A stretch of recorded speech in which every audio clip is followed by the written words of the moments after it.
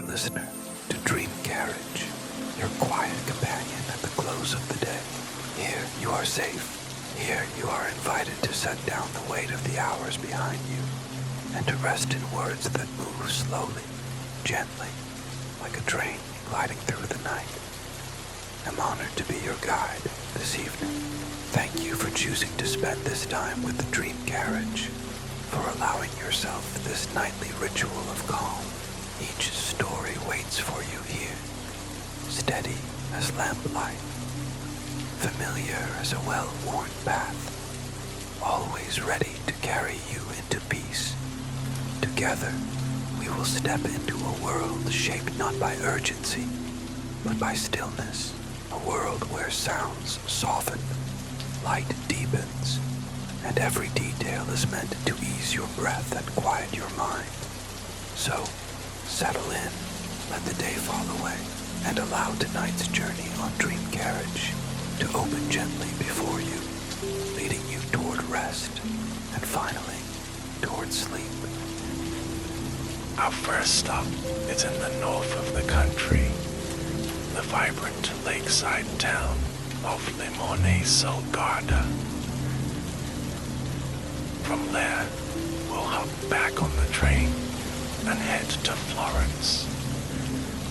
And then we'll explore the surrounding Tuscan countryside before boarding a train to Rome to enjoy the blue hour in the ancient city.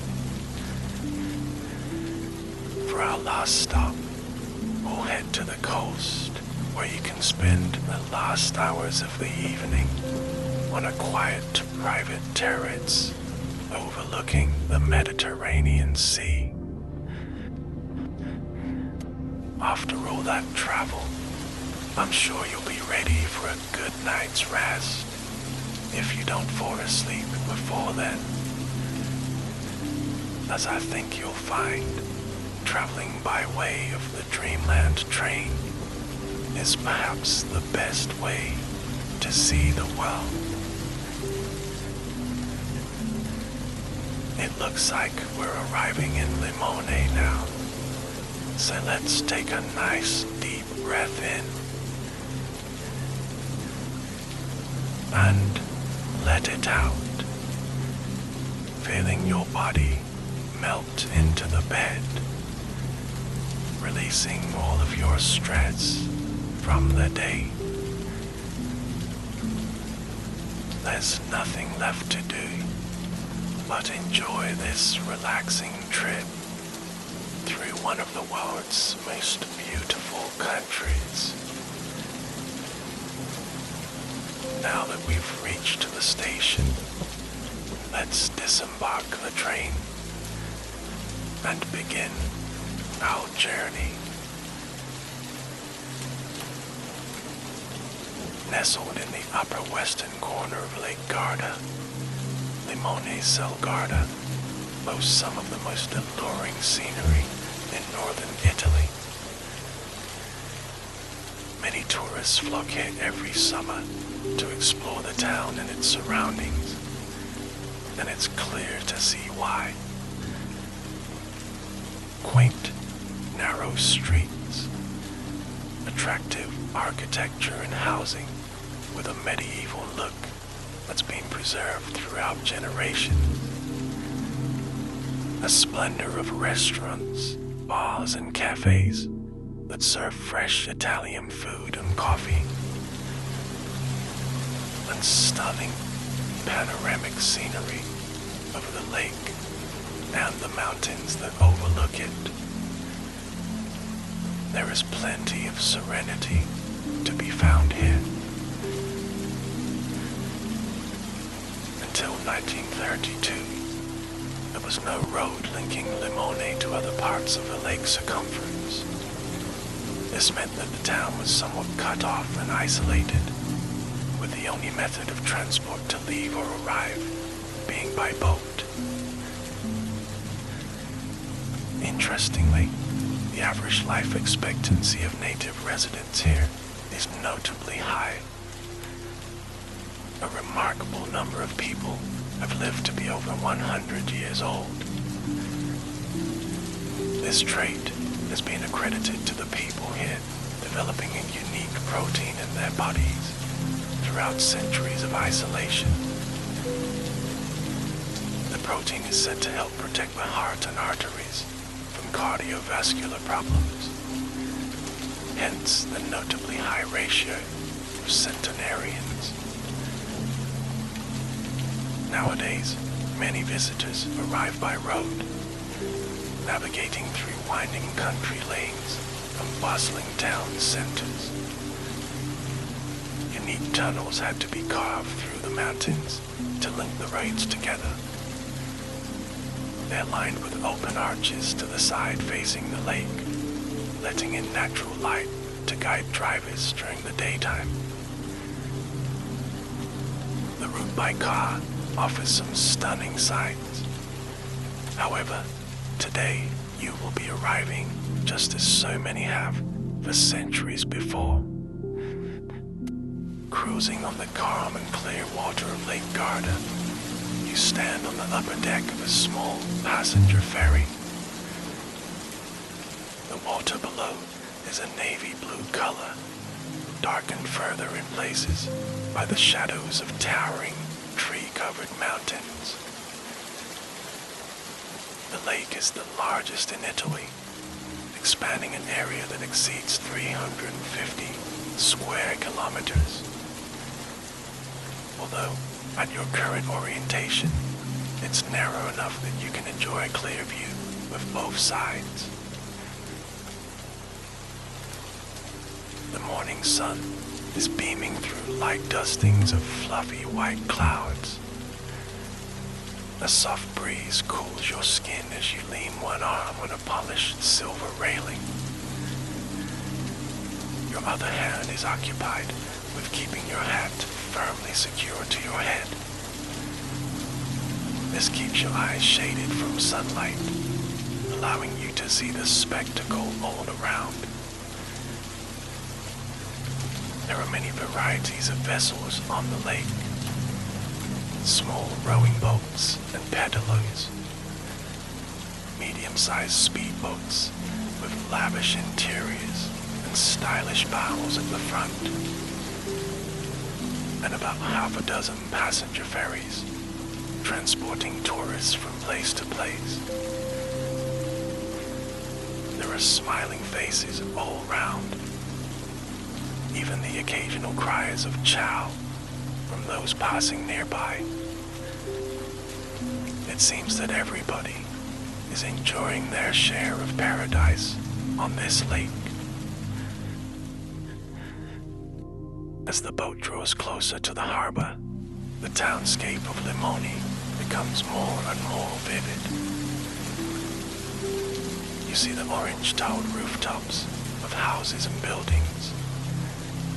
On the promenade, dozens of palm trees and vibrant, colorful flowers line the banks. Faded canopies stretch out over the restaurants that look onto the water. A church bell tower rises above its counterparts. Its weathered, pale green roof is dome-shaped, with a point at the top elevating a small metal crucifix. The charm of this compact town is further enhanced by the extraordinary backdrop of huge rocky cliffs. Climbing steep into the sky with a rumpled terrain, the mountains have a hazy appearance, almost like they aren't even real.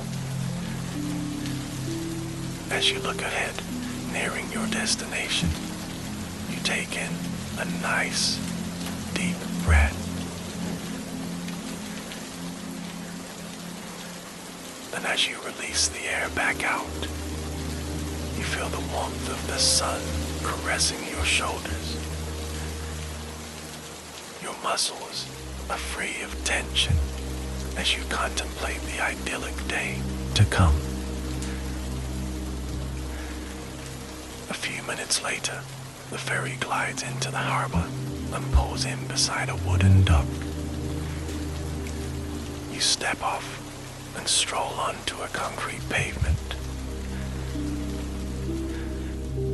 All along this stretch of the promenade, beautiful flower arrangements are dotted through the center of the wide pedestrian walkway. They are layered in a unique cylindrical shape, rising about 8 feet off the ground. Each one looks like a broad column, submerged with a vast array of bright blooms. You spotted the colorful flowers from afar on the lake, and they're even prettier up close. Their sweet, floral scents swirl through the air as you pass them by. Ahead of you, there is a row of shops selling various products. Most notably, they all have beach-themed items outside. You weren't aware of it before, but just beyond the promenade lies a small, sandy beach.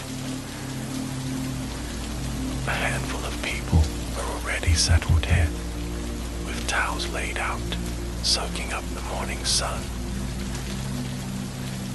You decide to take a stroll down to the water whilst it's still fairly quiet. You slip off your sandals as you step down onto the beach. Grains of light golden sand feel warm and soft between your toes. They smother your feet and kick up behind you on each step toward the water. Your ears notice the softest sound of waves on the shore that you can ever remember hearing. In comparison to an ocean, the movement of the lake water is minimal. As you reach the lake, you step into the shallow dregs of the small waves. The water is warmer than you expected, but still cool enough that you only let it rise as high as your ankles. It's just the right level to refresh your entire body and spirit. You stand for a while, looking out across Lake Garda. This is one of the narrowest parts of the entire lake, meaning the eastern side is well within view. Most of the opposite scenery is made up of towering mountains covered in dense green forestry. As you glance at the surface of the lake, you can see glimmers of their reflection where the water is particularly calm. It feels like the encompassing mountains are protecting the beauty within, and perhaps even creating a hiding place in the expanse of water. Several people are enjoying a swim a little further out from the shore. To your left, a man and woman that you expect locals stride into the lake and dive under without any hesitation. You're quite impressed by their disregard for the gelidity of the water. A lot of people would prefer the slow and steady approach, although that can be quite uncomfortable in its own right. With your ankles feeling comfortably acclimatized to the water, you gaze back across the lake. Just beyond the group of swimmers, you spot somebody floating upright on top of the lake's surface. You squint your eyes to focus in on the young man. He's pushing himself along with a paddle in his hands. Below his feet is a long, thin board. Following closely behind him are 3 more paddle boarders. They don't seem quite as competent as their leader, though. One is cautiously propped on their knees, lowering their center of gravity. Meanwhile, behind them, the other two participants are struggling to keep their balance at all. They lean forwards and backwards in an amusing motion akin to a rocking horse, each one waving an arm around wildly to try and stay upright. The moment one seems to steady themselves, the other falls in. You can't help but chuckle as you watch the paddleboarders trying desperately to stay upright. The leader of the group makes it look remarkably easy. He even helps the others get back on their boards, stretching out his paddle for them to use as leverage, whilst flawlessly maintaining his own footing. You smile and close your eyes, leaning your head back gently to feel the sun on your face. A faint breeze rustles your clothing as you listen to the relaxing sounds of the lake.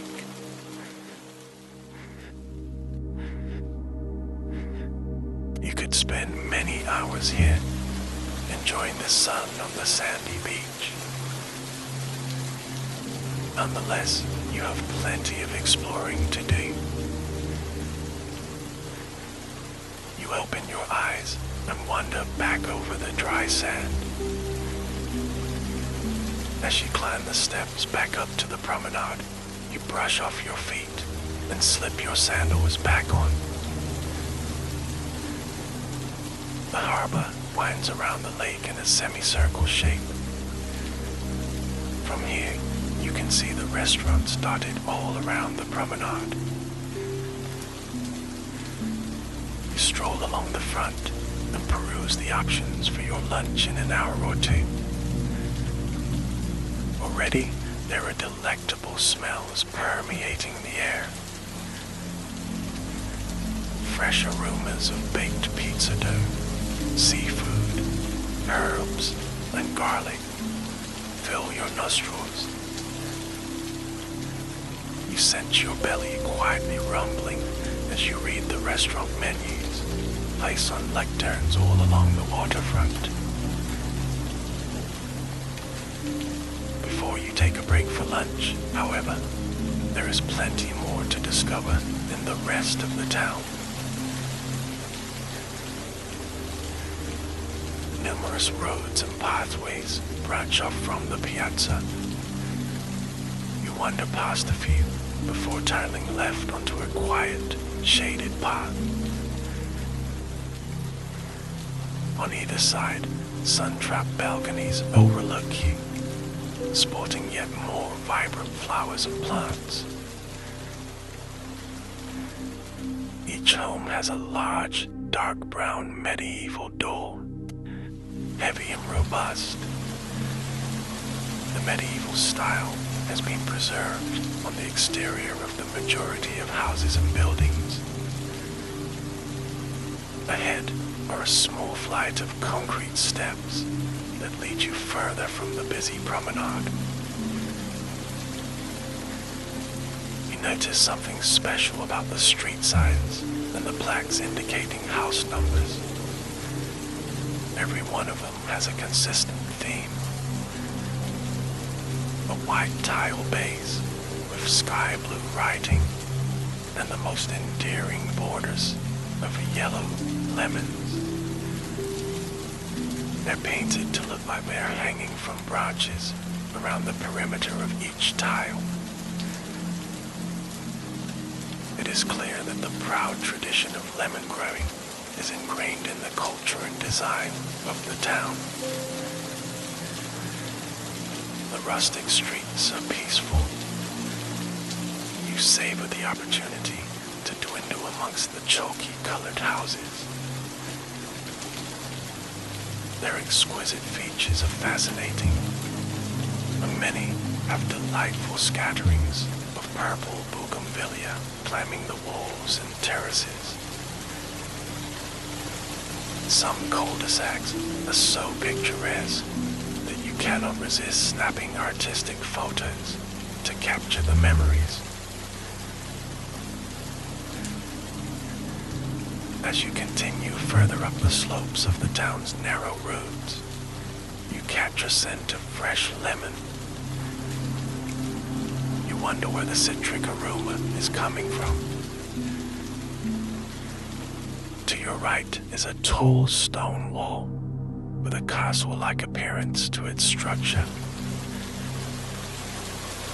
As you step back and try and get a glimpse of the other side, your eyes are met by something unusual. Rows of beige stone pillars stand tall in a precise formation that ascends the sloping hillside. They each support slender wooden beams that stretch from pillar to pillar. You take your camera out to see if you can get a better look, stretching your arm up high and snapping photos with untidy precision. A passerby notices your efforts. She approaches you with a friendly smile. "Would you like to see the lemon trees?" she asks. It clicks in your mind. This is one of the region's lemon houses that you've heard about. The kind lady shows you to a gated opening on the opposite wall. Indeed, this is the castle of Limoni. It was restored by the council in recent decades to once again house lemon trees inside. As you peer through the metal gate, you see row upon row of bountiful lemon trees. They're planted on several levels of flat turf, separated by landscape stretches of low walls. They boast plush, leafy green branches and hundreds of plump, ripening zesty lemons. This is what you could smell in the nearby streets. The lady who has lived in Limoni for most of her life explains the structure that you can see over the wall. Years ago, the cultivation of lemons was crucial to many people living beside Lake Garda. It was an integral part of maintaining the economy for their region. Therefore, in the winter months, when the weather became cold, when rain or snow often fell, the gardeners needed to protect their yields. This led to the ingenious design of the lemon houses. The pillars and beams were constructed to support protective wooden struts that could easily be slotted in to cover the trees during the harsher weather. As with many others in the area, the uncovered structure may look like an unfinished greenhouse or possibly an old, derelict factory. But the intentional design, unique to this region, provided multiple generations of locals with abundant lemon crops. Nowadays, the castle of Limoni doesn't use the temporary covers. Yet, in some of the other preserved lemon houses around the lake, the structures remain in full working use all year round. Your friendly volunteer guide explains that the lemons have been a key food and drink ingredient for a long time in the area. Marmalade, juices, sorbets, and cakes all benefit from the fresh citrus fruit. But perhaps most famous of all is the popular liqueur drink, limoncello. The lady tells you that when you visit Limoni, it is customary that you try the famous liqueur. You promise to do just that when you enjoy a spot of lunch by the lake. With that, you thank the kind woman for taking time to share her wisdom with you.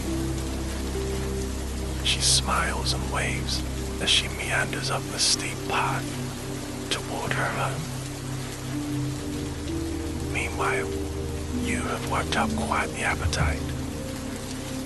It's time to wander back down to the harbor and find a place to eat.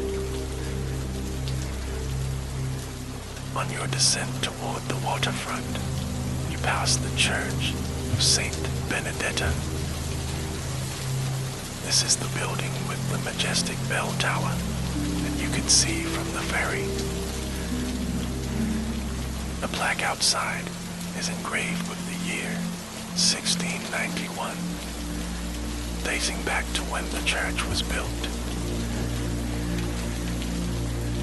You look up and see a large clock face on the upper section of the tower.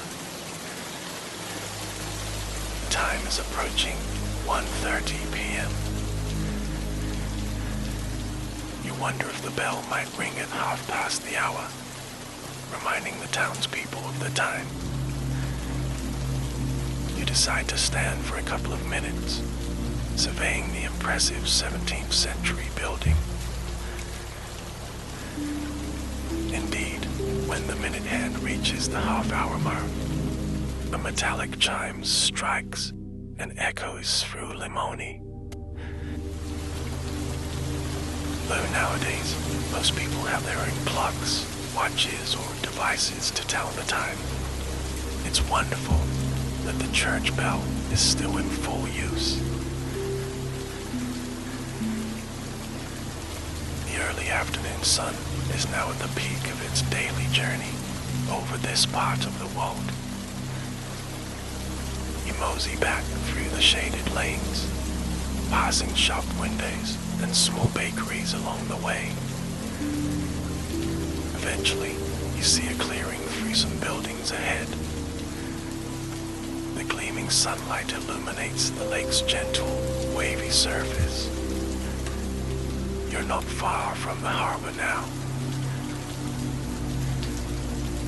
On a few buildings and terraces, residents have decorated their homes by hanging small bunches of lemons on railings and window ledges. The vibrant yellows stand out against the pale whites and grays of the exterior walls. You feel a great sense of admiration for the people of Limoni. They seem to take great pride in both the history and the aesthetics of their neighborhood.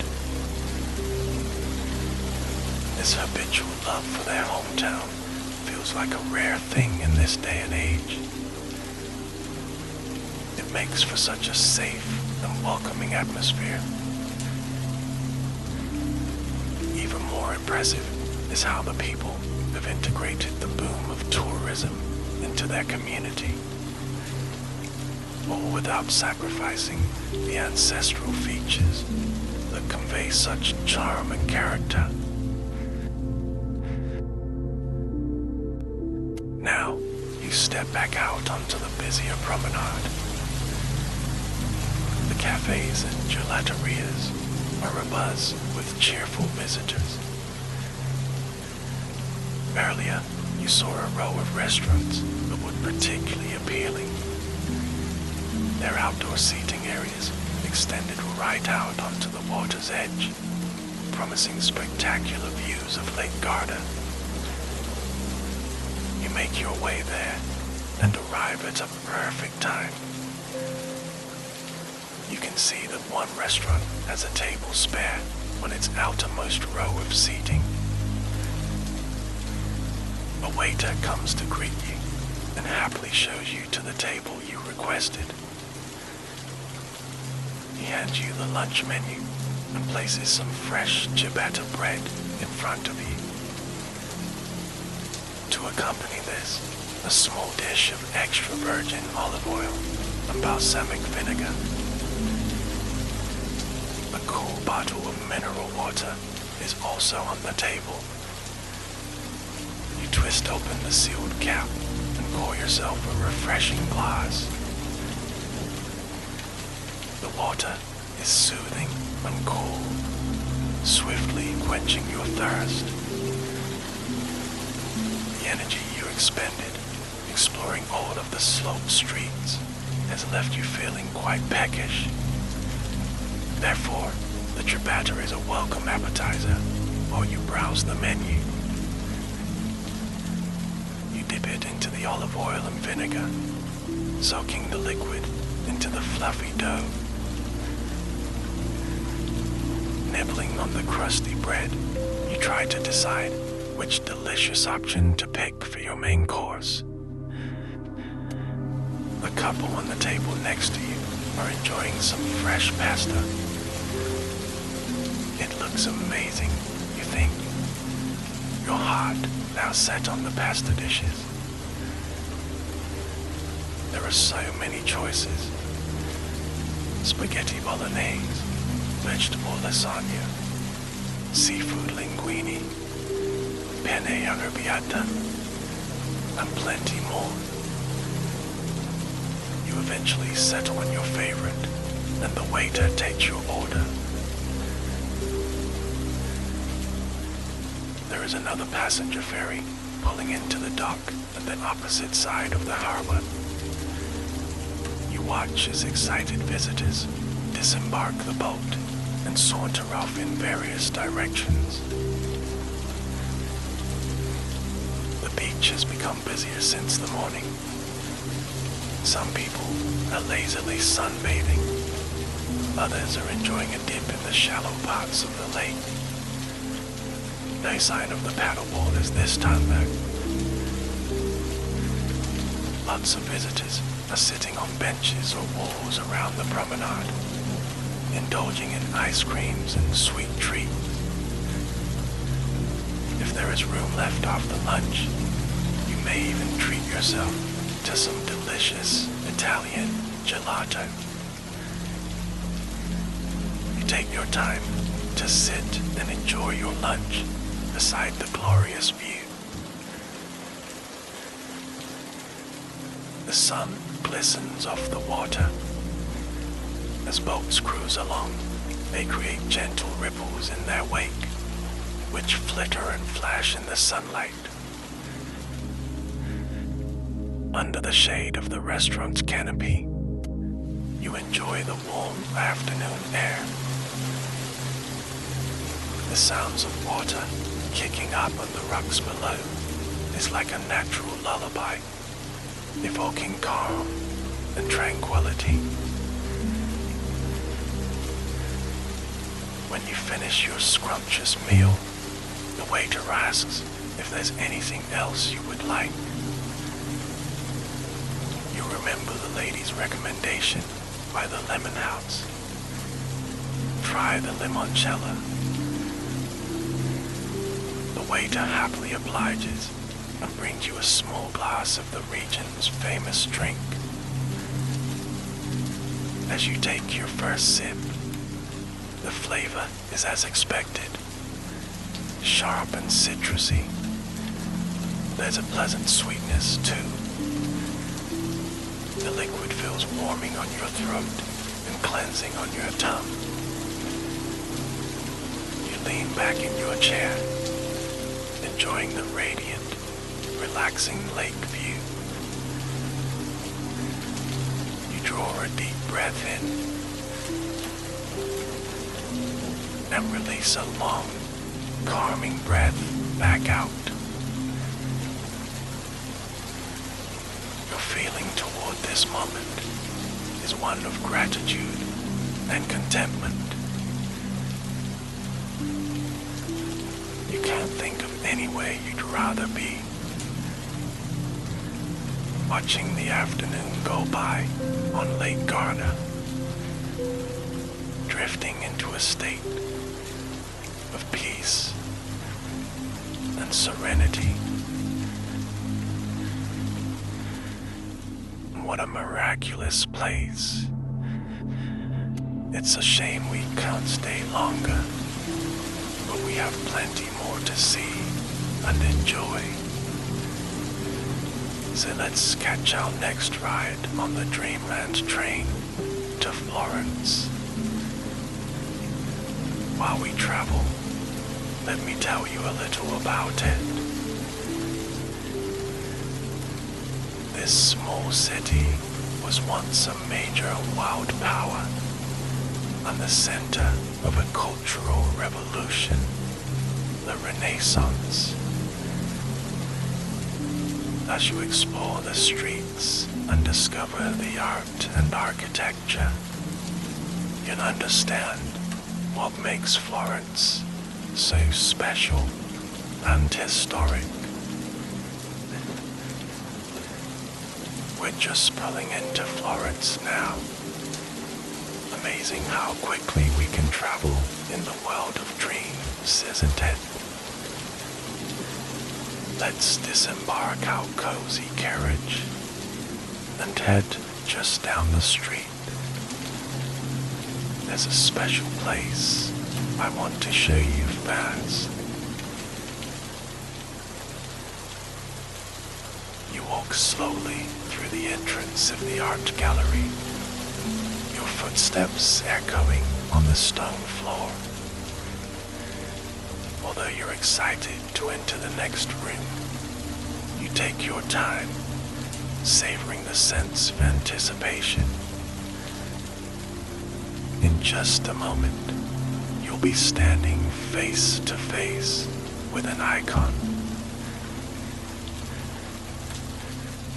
You're visiting the Accademia Gallery, located in the historic center of Florence. This gallery is home to the most famous statue in the world, Michelangelo's David. As you enter a long hallway lined with sculptures and paintings, you catch your first glimpse. The enormous statue is right at the end of the hall, standing on a plinth. Michelangelo's masterpiece depicts the biblical hero David. He's a muscular young man, standing tall and looking to the side with an intense expression on his face. In one hand, David holds a slingshot, is preparing for his battle with the giant Goliath. You walk closer, keen to admire the artwork in more detail. David is so famous that he feels strangely familiar. You've seen his image everywhere, on posters, in books, and on countless souvenirs.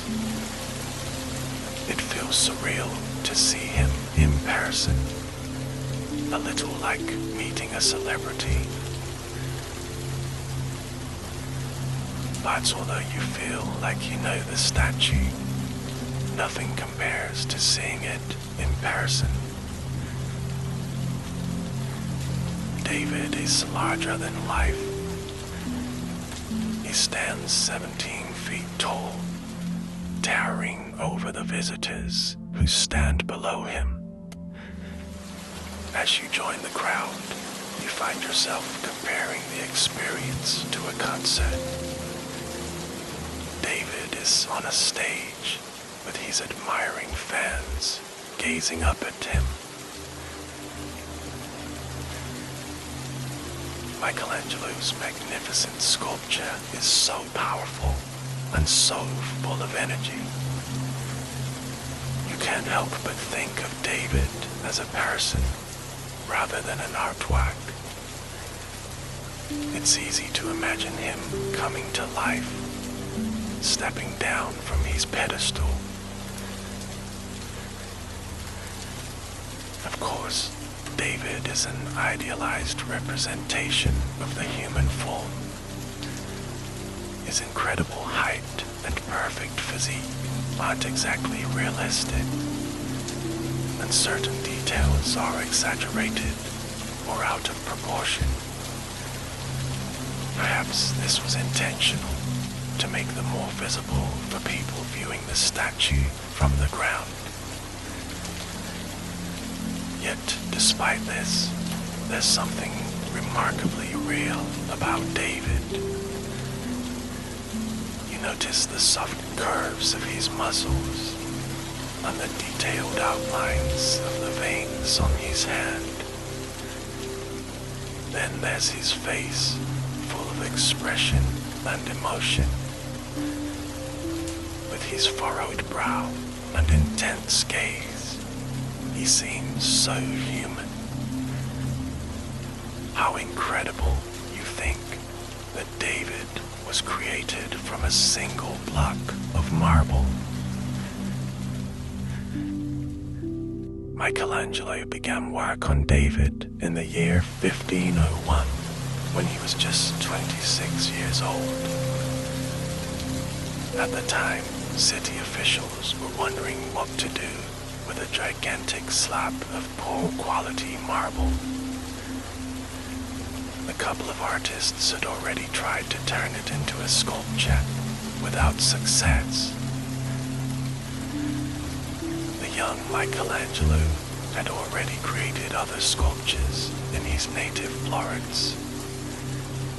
It also carved a famous statue of Jesus lying in Mary's lap, which is now on display in St. Peter's Basilica in Rome.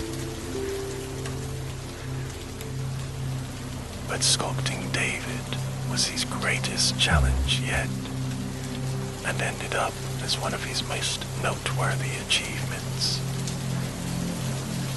He spent 3 years working on this sculpture, chipping away at the rough block of marble. According to your guidebook, there's a beautiful quote attributed to Michelangelo. In a letter, the artist wrote something along these lines. I saw the angel in the marble and carved until I set it free. As you continue to admire this statue, walking around it so you can appreciate every detail, you reflect on this idea, setting free the angel in the marble. It's such a beautiful concept, and it goes beyond this specific statue. There's something profound about the idea of the artist's role, setting free their creation. The artwork is then out there in the wild, free to be discovered by anyone and everyone. The city of Florence is full of beautiful creations like David, just waiting to be discovered.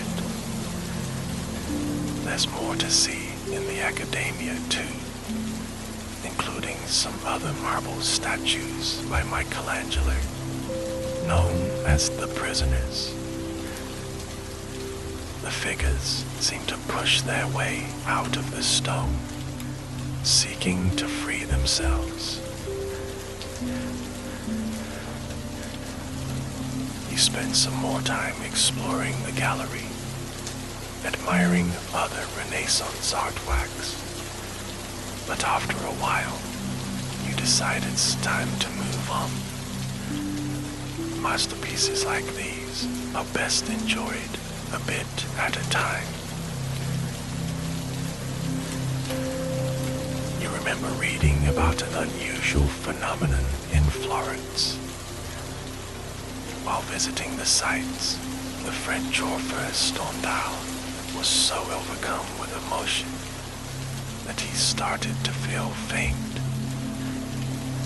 Ever since, the term Stendhal syndrome has been used to describe the intense feelings that some visitors experience in Florence. It's easy to feel a little overwhelmed here. This small city has so much history and amazing art and architecture everywhere you look. So it's best to take it slow, absorbing one thing at a time. Perhaps you'll go to another gallery tomorrow. But for now, you're ready to explore the city streets, wandering aimlessly through the historic center. Outside, it's a warm, sunny afternoon,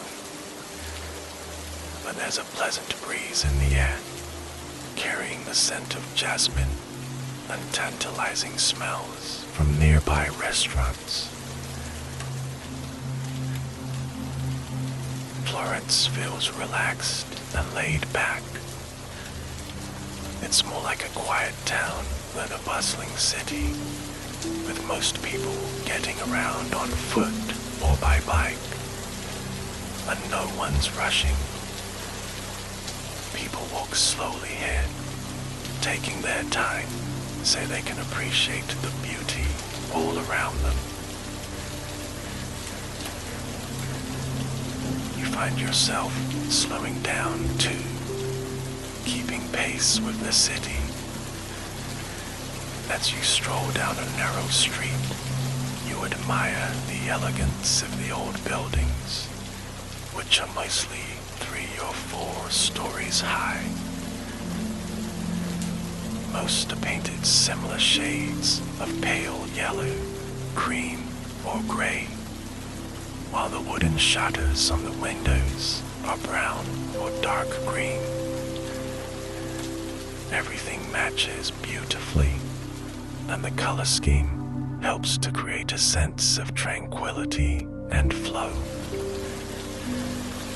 One building merges seamlessly into the next, and the winding streets flow on and on. During your walk, you catch occasional glimpses of the Duomo, the gigantic dome of the cathedral, which stands in the heart of Florence.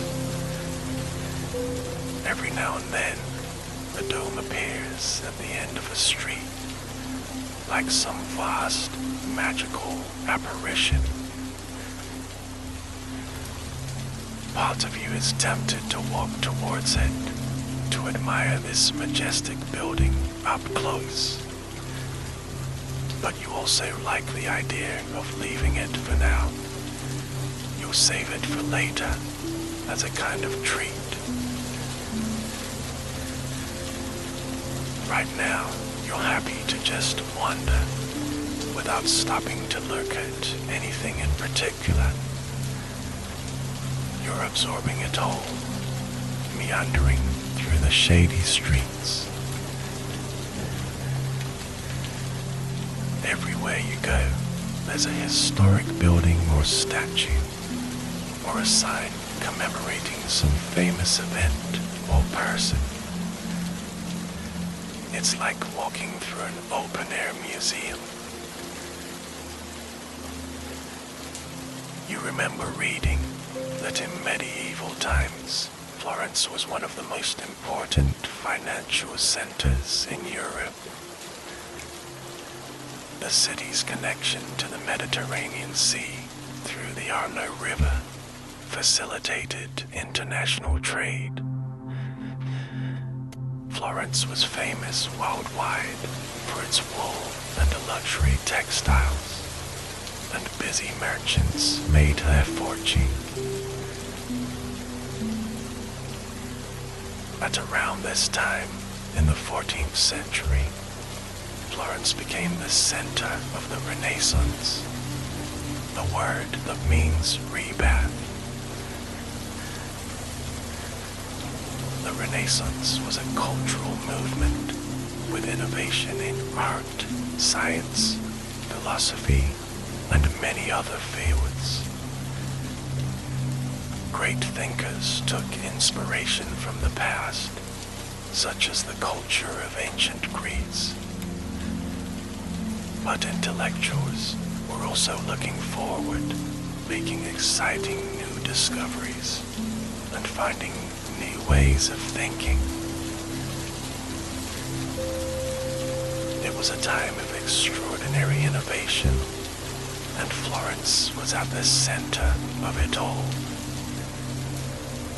was the home to the astronomer Galileo, whose discoveries were the foundation for modern science. The great artist and scientist Leonardo da Vinci also lived in this storied place. In fact, many of the great artists of all time worked in Florence in roughly the same period, including Michelangelo and Botticelli. It's amazing, you think, just how many important people lived and worked in this city. Was it just a coincidence? Or was there something special about Florence? An answer to this question arrives just a moment later in the form of a building. You're standing in a square facing a grand castle-like structure, its distinctive bell tower adorned with a clock. This is Palazzo Vecchio, a name which translates as Old Palace. Even by Florence standards, it's old, as it dates back to the 13th century. This building was originally one of the residences of the Medici family. The Medici were a banking dynasty. For generations, they were one of the most powerful, rich, and influential families in Europe. There are many buildings in Florence associated with the Medici, but Palazzo Vecchio is one of the most striking. For a moment, you just stand there, gazing up at the imposing brick facade. Then you turn to your guidebook to learn more about the family who once lived here. One of the most interesting aspects of the Medici is their cultural influence.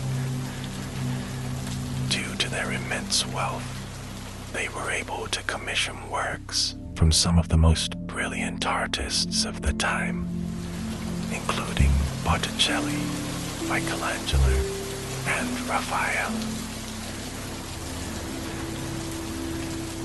The Medici were also the patrons of Leonardo da Vinci, Galileo, and the architect Brunelleschi, who built the dome of the cathedral in Florence. The support of this powerful family is an intriguing common denominator. But of course, it can't be quite that simple.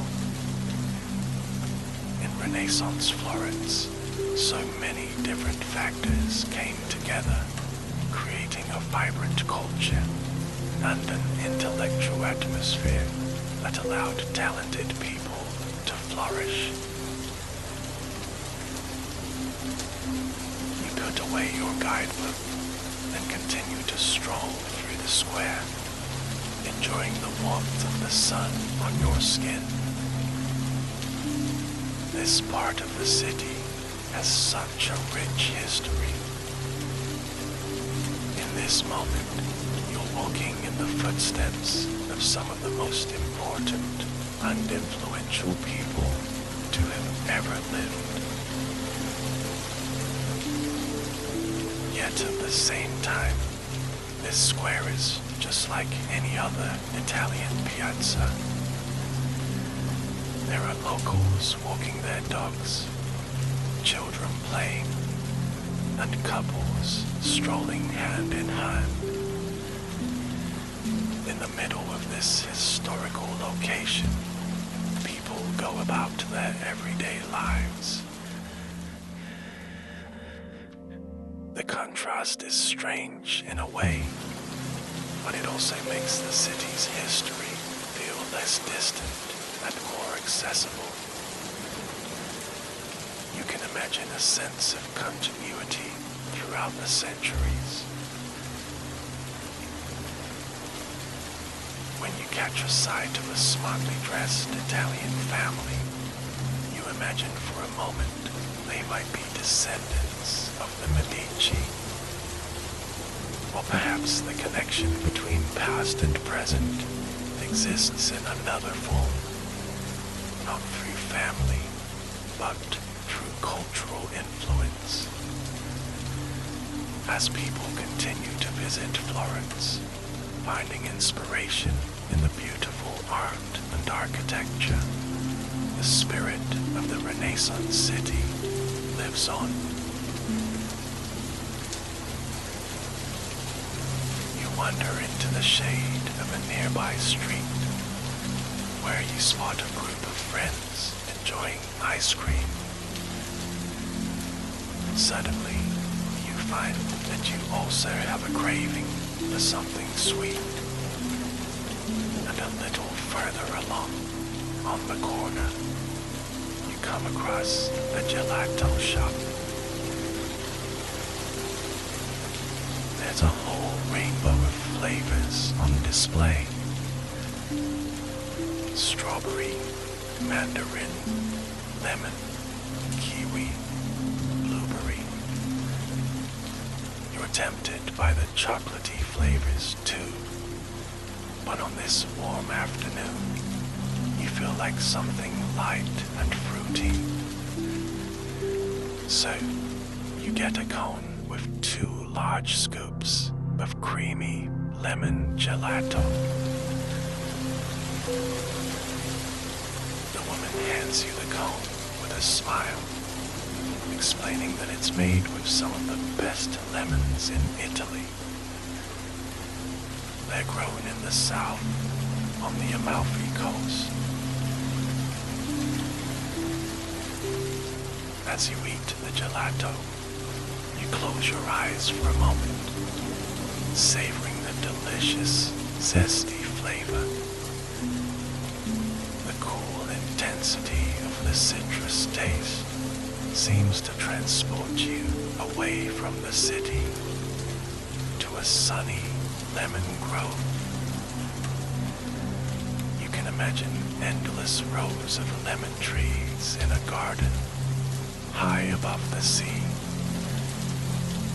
The light blue of the cloudless sky merges beautifully into the dazzling sapphire of the ocean. When you open your eyes, the daydream fades. But this sense of peace stays with you as you continue to eat. It's the taste of summer, you think. Another time, you'll have to venture further south in Italy and visit the place where the lemons grow. The gelato is wonderfully refreshing, and the subtle sweetness gives you a light energy boost. Although you're feeling a bit tired, you're happy to walk on, seeing more of this beautiful city. Soon, you find yourself walking down a street with a difference. At first, it seems like an ordinary street, lined with shops on both sides. But when you look into a shop, you can see right through the window on the other side of the building. Beyond, there's a view of the sky and a distant hill crowned with cypress trees.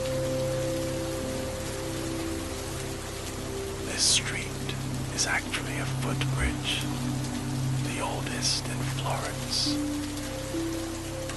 Ponte Vecchio crosses the Arno River. Ever since its construction in medieval times, the bridge has been a shopping district. Originally, There were all kinds of shops here, including butchers and fishmongers. But in the 16th century, the Medici Duke objected to the marketplace atmosphere, preferring something a little more refined. He ordered the taller shops be replaced with goldsmiths and jewelers. And it's been that way ever since. Today, as you walk across the bridge, you notice that every window is full of glittering gold. Rings, bracelets, and necklaces.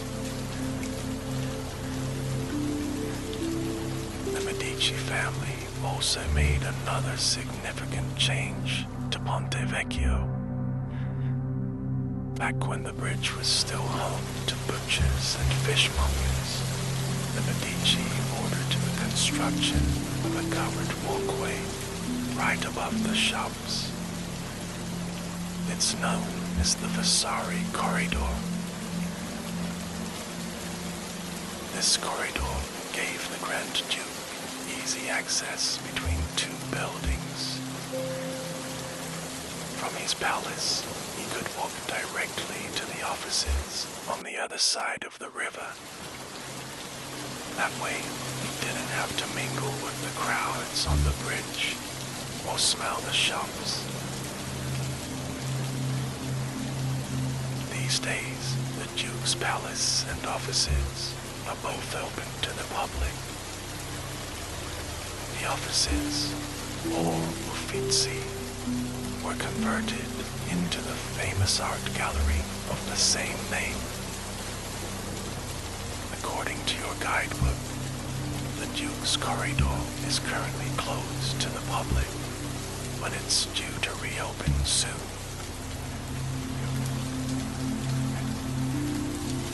As you stand on the bridge, you look up above the shops and notice the array of small windows on the top story. This must be the corridor. You imagine the Duke walking along here on his way to Whack, enjoying the luxurious privacy of his very own passageway.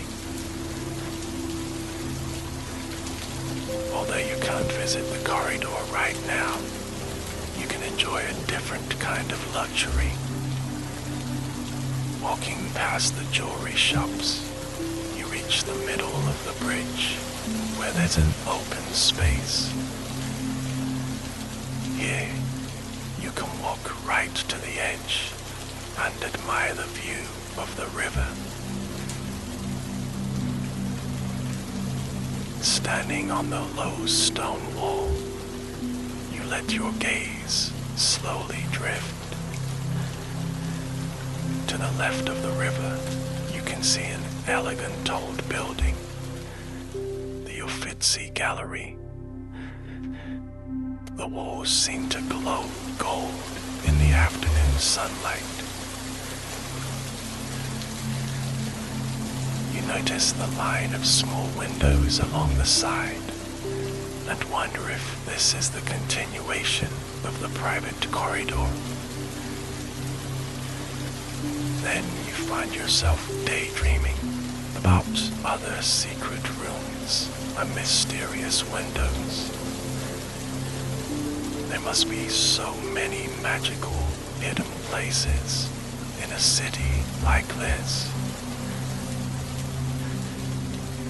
The view from the bridge is so perfect. It resembles a well-composed painting. In the middle, there's the tranquil, shimmering river which mirrors the sky. Along both banks, there are rows of beautiful old buildings in shades of cream, gold, and pale orange. And in the distance, you can see another bridge, an ancient tower, and a hill that rises gently. all along the top are tall, thin cypress trees. There's a part of you that longs to go there, to stand on that distant hill and see Florence from another perspective. But as you daydream about the journey, picturing yourself climbing the hill, you realize just how tired you are. After a long day of walking and sightseeing, you're ready to sit down and rest for a while. Fortunately, you're staying in a hotel in the center, and it's just a few streets away. You retrace your steps, wandering through the cool shade of the back streets until you reach the hotel. Your room is located on the top floor. It's small but comfortable and decorated with beautiful patterns and fabrics. The curtains look like something from a Medici palace.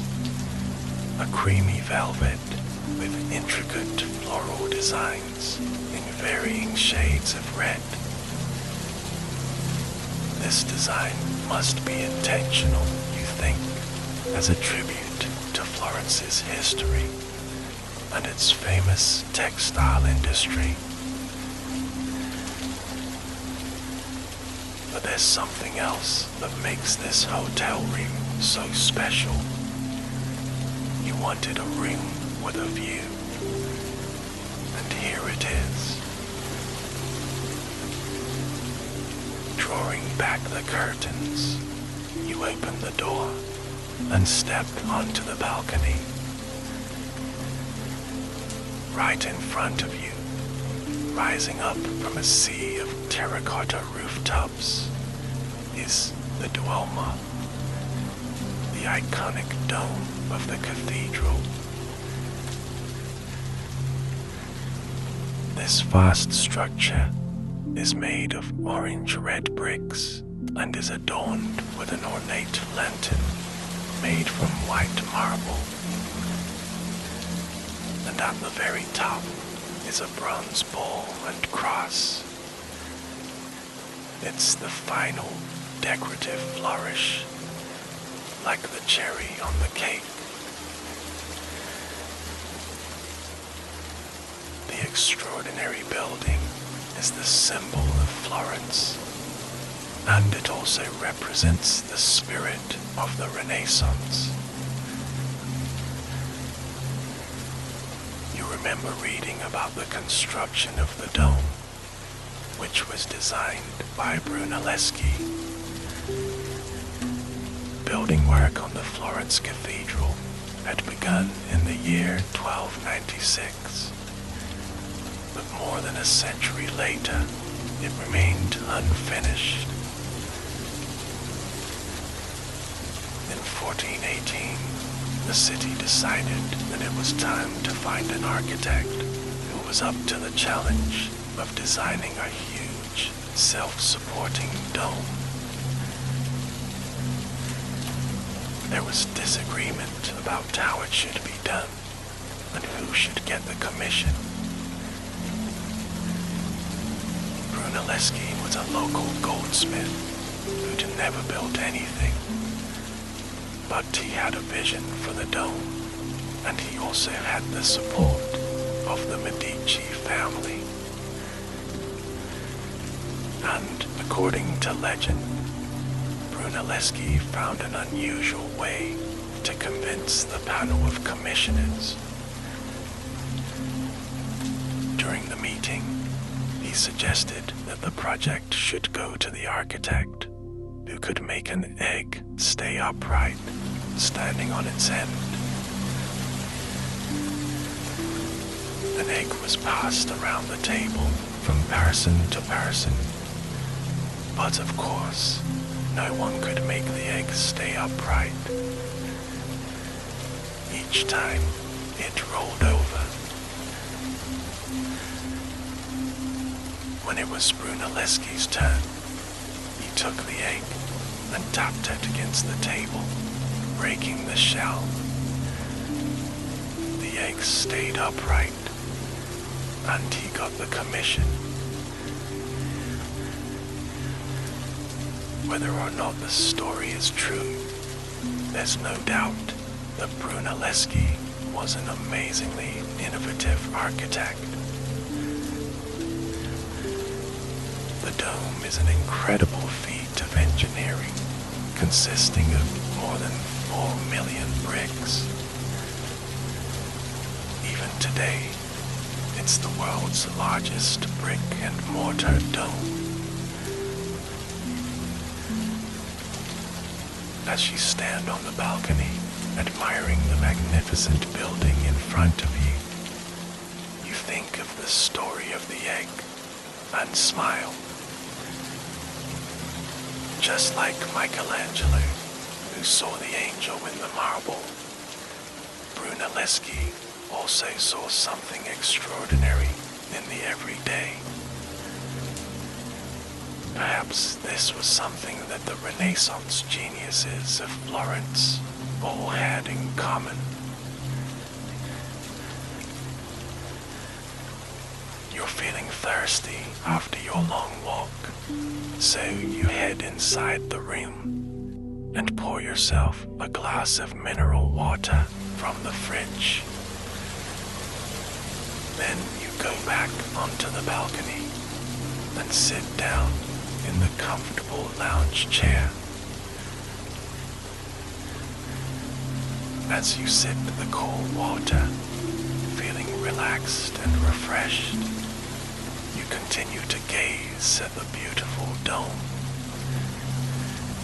In the golden light of late afternoon, it reminds you of the setting sun. Everything about this place is so perfect, you think.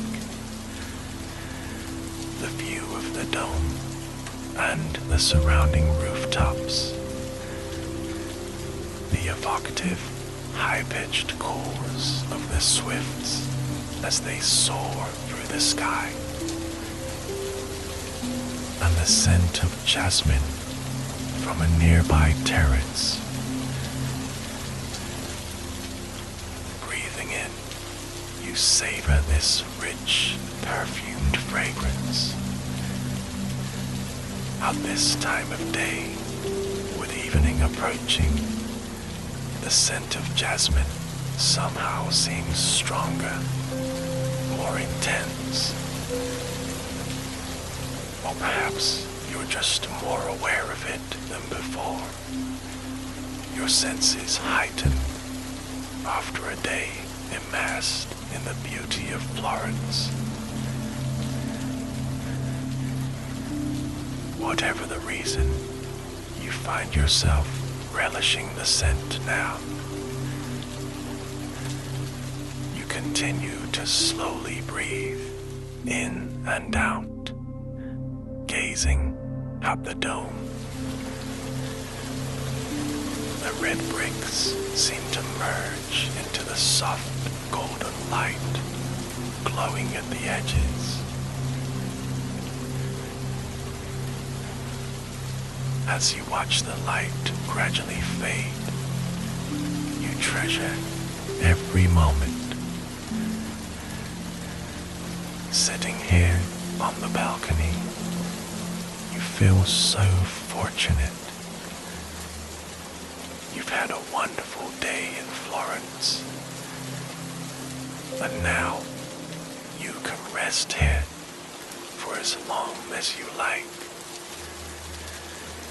simply enjoying the view.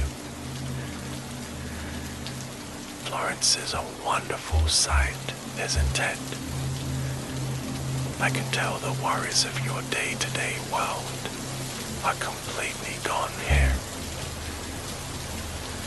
It seems you were so relaxed that you fell asleep, and I didn't want to wake you. You deserved a good rest after all. But now, with the warm Italian sun shining on a fresh new day, it's time to carry on with our journey. Today, we'll begin by exploring Florence a little further on a pleasant morning in the city, before heading out into the surrounding region of Tuscany. I can't wait to show you the majestic, rolling Tuscan countryside. So, let's get started.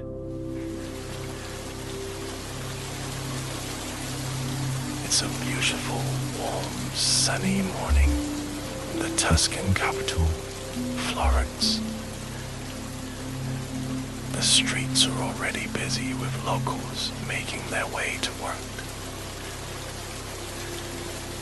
Eager sightseers are out already, beating the long queues for museums, galleries, and the city's trademark piece of architecture, Il Duomo, the Cathedral of Florence.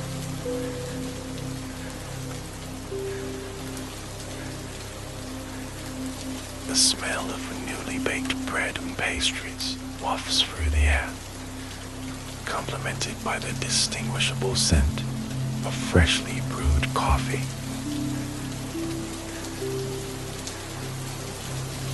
As you take a stroll around the pedestrianized paths of the city, local business owners setting up for the day invariably greet you with a smile and a pleasant cry of ciao.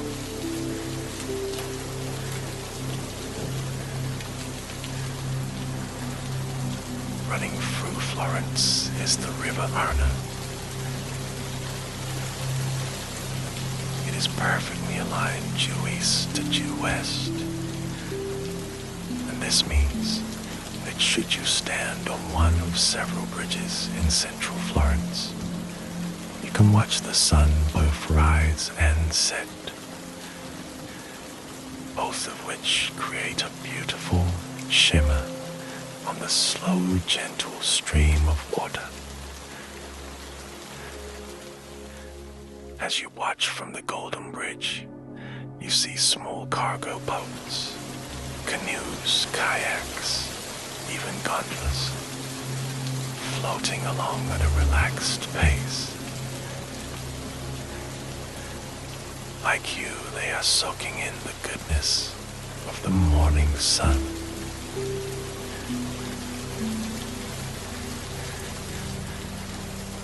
Firenze, as the locals would call it, is a historical city, famed for its incredible sculptures and artwork from Michelangelo, Da Vinci, and more. You could spend days here exploring, learning, and absorbing yourself in the culture. However, this is a splendid day for escaping the bustling streets of the Tuscan capital.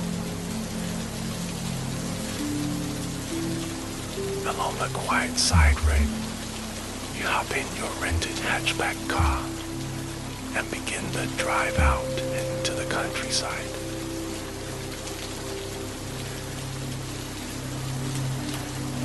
Within half an hour, you're surrounded by greenery, dry grasslands, forestry, and a vast number of olive gardens. With the windows rolled down, you feel the warm breeze running through your hair. Clear, unpolluted air fills your lungs. You hear nothing but the hum of the car engine and the pleasant sound of birdsong in the passing treetops.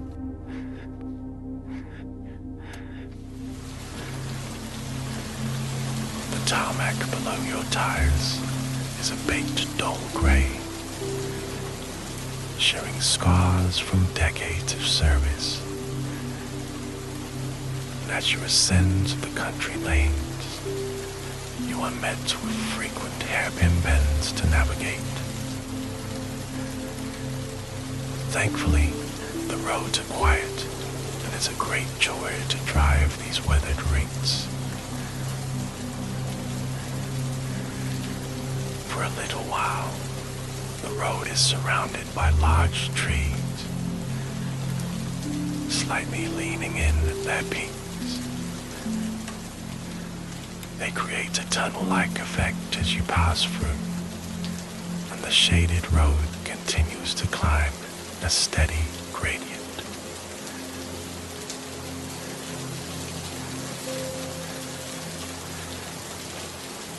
Suddenly, the trees clear to one side, and the sun glares in once more. The views are astonishing. Rolling hills of pure green, set beneath a hazy blue sky.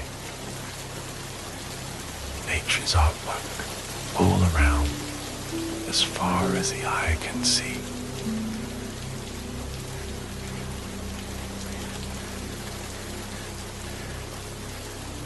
Within 100 meters or so, you pull into a small lay-by. There is a perfectly situated bench that acts as a viewpoint for its appreciative audience.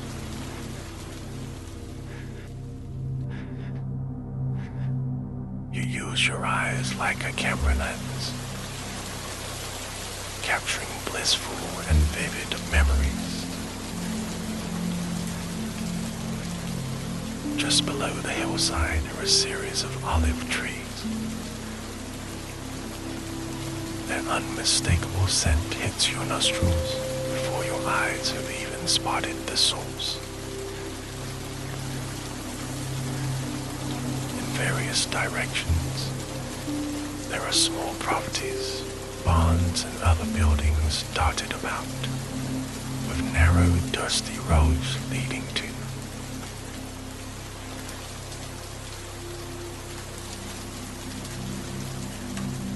Further beyond, halfway up another tall hill, you catch sight of a small but majestic castle.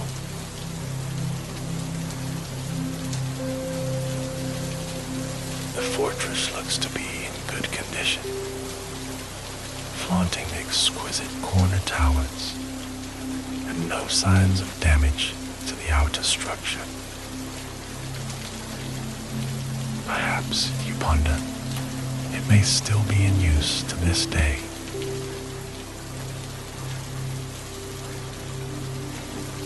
This prompts you to return to your car and set off on a quest to find the castle.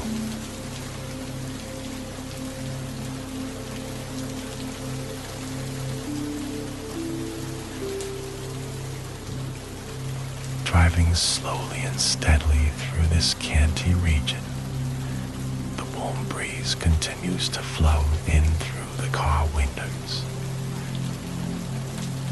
The steering wheel feels warm in your hands as you circle it right and left, right and left.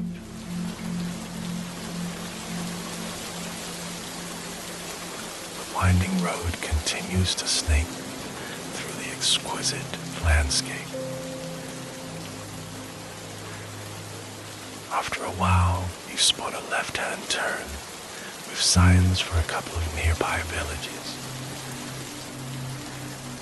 At the foot of this signpost is a small wooden pointer with a castle pictured on it. You of course take the turn up the narrow path and begin the gradual climb up another large hill. As you drive along, hundreds of rows of vines surround the road on either side, boasting endless bunches of plush grapes, red and green, almost ready for picking in the approaching harvest season. A couple of kilometers later, you pass through a small village called Santa Brigida.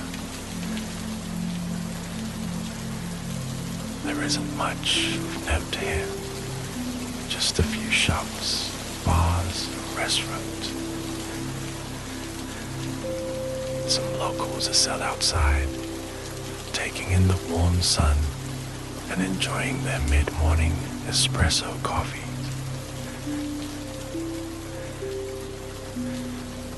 With little in the way of road signs here, you decide to pull over and politely ask an elderly couple for directions. In your best Italian, you say, "Direzione di Castello, a favore."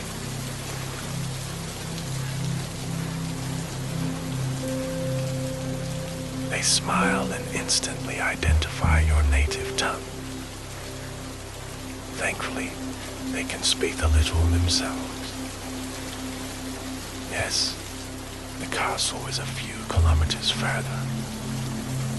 You will see signs to your right where you must go to fight. With thanks, you depart the small village and continue onwards towards the castle. As promised, you see the signposts to the road on the right, labeled Castello della Trebbio. Here, the roads are again encompassed by many acres of vineyards on both sides.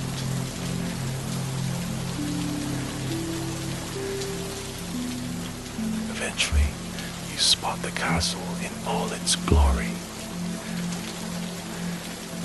It is a beautifully maintained 12th century building. Thick stone brick walls and a large wooden entrance gate that is open. As we crawl past, still in your car, you see a number of visitors in the small courtyard inside. It's at this point that you realize the castle is home to an operating winery.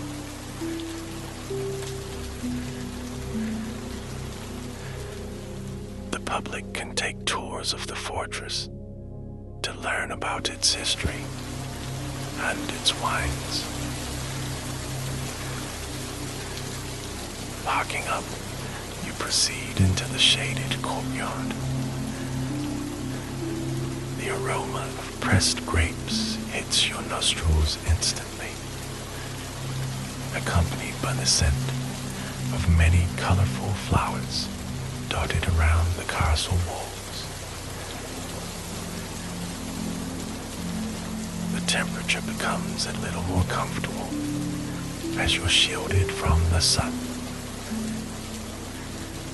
Standing at the rear of the courtyard, the tour guide invites you to join the other guests for a look around the fortress.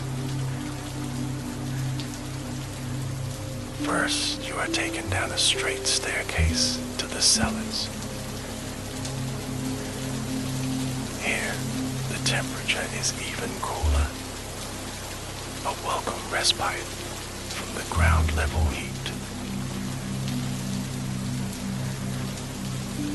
The cellars are filled with large wooden barrels, each comprising of different varieties of Trebbiano wines. The tour guide explains how the wine remains in these barrels for set amounts of time. This allows the wine to mature and stabilize, evolving the flavors to perfection.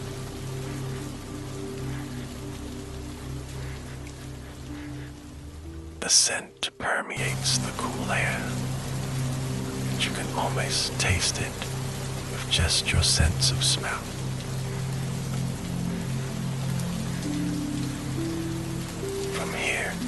You are guided up to a higher level in which hundreds of bottles of wine are positioned in stands. They're intentionally leaned slightly downwards, kept in this position for a short time to finalize the blending of ingredients. After half an hour or so of touring the winery, the guide invites you into the castle quarters. They are still occupied to this day by a family that has owned the property since the mid-1900s. Fireplaces in every room, high ceilings, lavish rugs, historical paintings, everything in keeping with old traditions.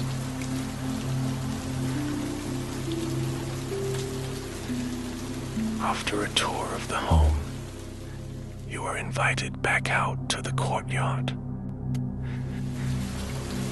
Wine tasting and complimentary snacks are offered. In turns, the tour guide pours small measures of red, white, and dessert wines into your glass.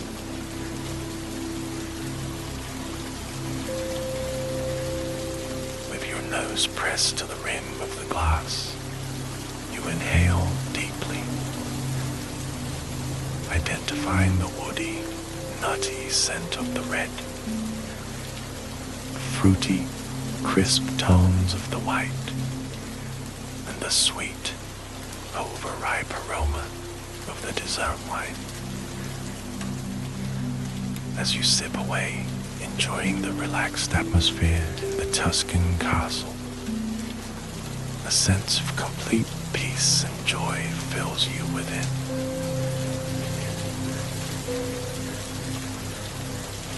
By chance, you spotted the castle in a scenic view over the rolling hills.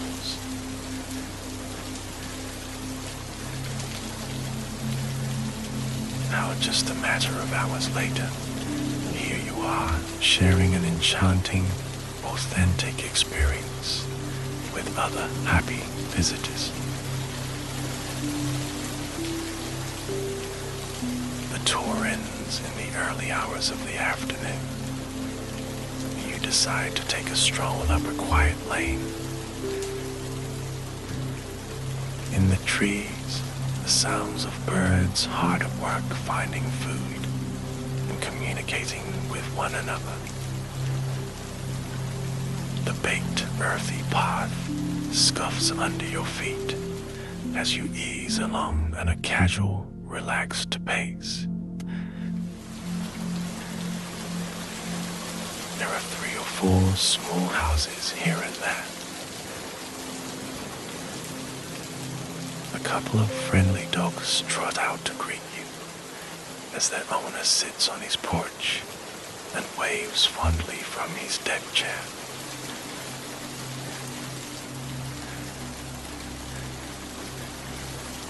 The afternoon is closing out by the time you return to your car. Your legs are feeling a little fatigued, your stomach beginning to groan.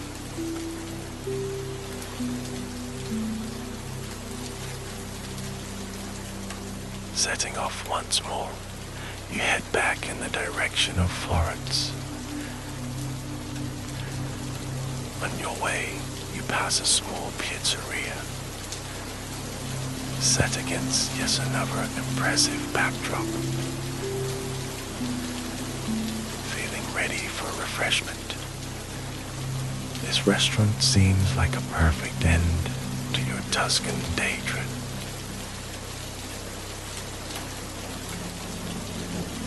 Walking through the entrance, the appetizing smell of pizza dough crisping in a wood fire oven is instantaneous. The staff welcome you and sit you down on a balcony table, who overlooking the vineyards. You are served excellent food and drink, alleviating your hunger and quenching your thirst. You take time to just sit and relax as the sun sets over the deep green hills. A few large birds continue to hover above the land.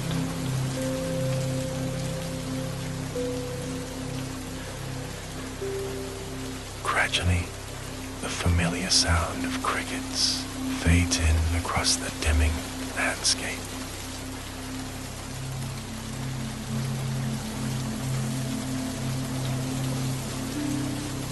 Around you, other customers are also enjoying the sights and sounds, the cool breeze, the calm atmosphere.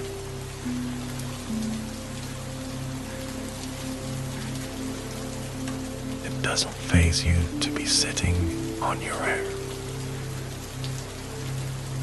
In fact, it provides time to reflect and simply enjoy your own company.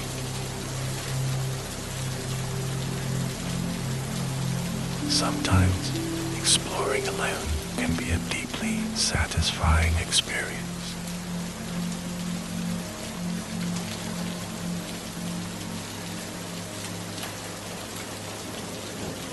By the time you return to your apartment in Florence, you are feeling as sleepy and peaceful.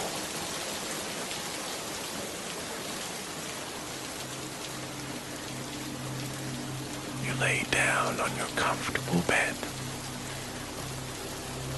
Your tired body sinks into the mattress as your eyes close and your mind quietens.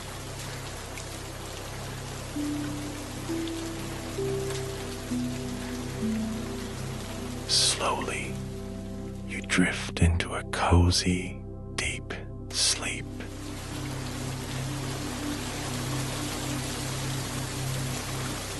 Picturesque scenery from your day in the country fill your dreams with bliss.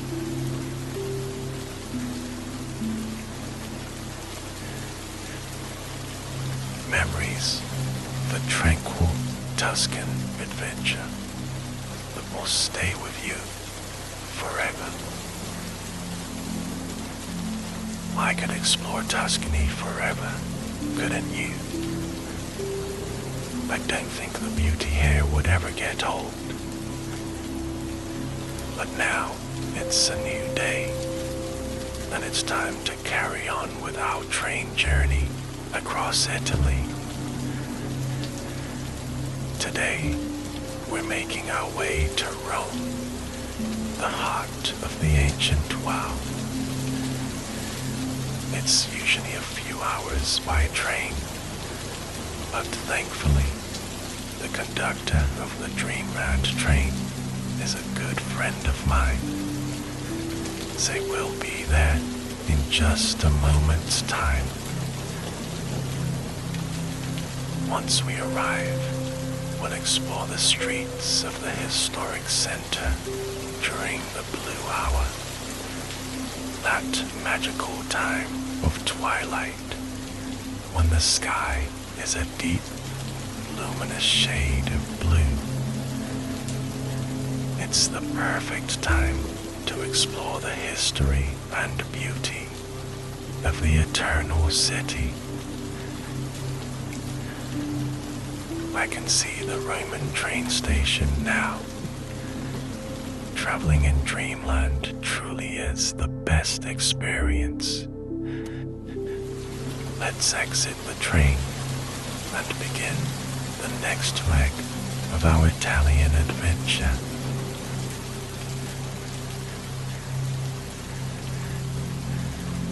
You're sitting in a cafe in the historic center of Rome. It's late afternoon in early summer. Although you're inside the cafe, in a way, you're outdoors too. The tall window opens right onto the street, and your table touches the gray cobbles of the piazza. This small square is one of the most beautiful in the city. It's tucked away in the heart of the ancient quarter, and it feels like a tranquil refuge from the hustle and bustle of the nearby shopping streets. In the middle of the piazza is a gorgeous Renaissance fountain. As you sit in the cafe, slowly sipping a cool drink, you admire the details. You notice how the fading sunlight sparkles on the flowing water and illuminates the limbs of the bronze boys. 4 smiling statues that decorate the fountain. Each boy has an arm raised with a hand reaching out to catch a bronze turtle falling from a basin above. The boys rest their feet on a dolphin, which pours water into a shell, and then into the wide basin below. It's such an unusual, imaginative fountain, a true work of art. Your gaze drifts from the sculptures to the smiling faces of the passers-by who've stopped to admire it. For tourists and locals alike, this is a special place. You take another sip of your drink, relishing each refreshing mouthful, and glance down at your guidebook on the table. There's a short section on the fountain and the intriguing Roman legend about its origins. According to the story, a young man fell in love with the daughter of a wealthy older man who lived in this square. The young couple wanted to marry, but first the man had to convince his potential father-in-law it was a good idea. So, in the middle of the night, the young man arranged for the turtle fountain to be constructed at the center of the square. When the father opened the shutters of his bedroom window the next morning and looked out, he was astonished to see it had appeared overnight. He was so impressed that he allowed the wedding to go ahead. The young couple soon got married, and 500 years later, this bronze symbol of love and imagination is still standing and capturing the hearts of passers-by. Looking up from the book, you see the fountain in front of you with a renewed appreciation. Although the legend is probably no more than a fantasy, it's still inspiring. If nothing else, it's a sign of the monument's importance in the neighborhood. The locals were so moved by its beauty that they dreamed up a story to explain its appearance. Sitting here, listening to the trickling water is so relaxing that you could happily stay for the rest of the day. But glancing around the square, you notice the light fading, slowly softening. It's the beginning of the blue hour, the perfect time for a stroll around the streets of Rome. The blue hour is a phenomenon that happens across the world. When the sun dips below the horizon, the indirect sunlight is transformed into a beautiful shade of blue. This moment is particularly spellbinding in the historic center of Rome. You notice the contrast with the golden lamplight against the darkening streets, which creates little shining pools on the cobblestones. Some details seem to fade away in the encroaching darkness, while anything that contrasts with the sky becomes more defined. Against the deep blue backdrop, the towers, domes, and rooftop gardens are clearly visible. Even from street level, in these narrow, winding alleys, you can always catch a glimpse of the skyline. It's a magical twilight world, tantalizingly close, yet just out of reach. You're also aware of the swifts, which dive and spiral high above the rooftops.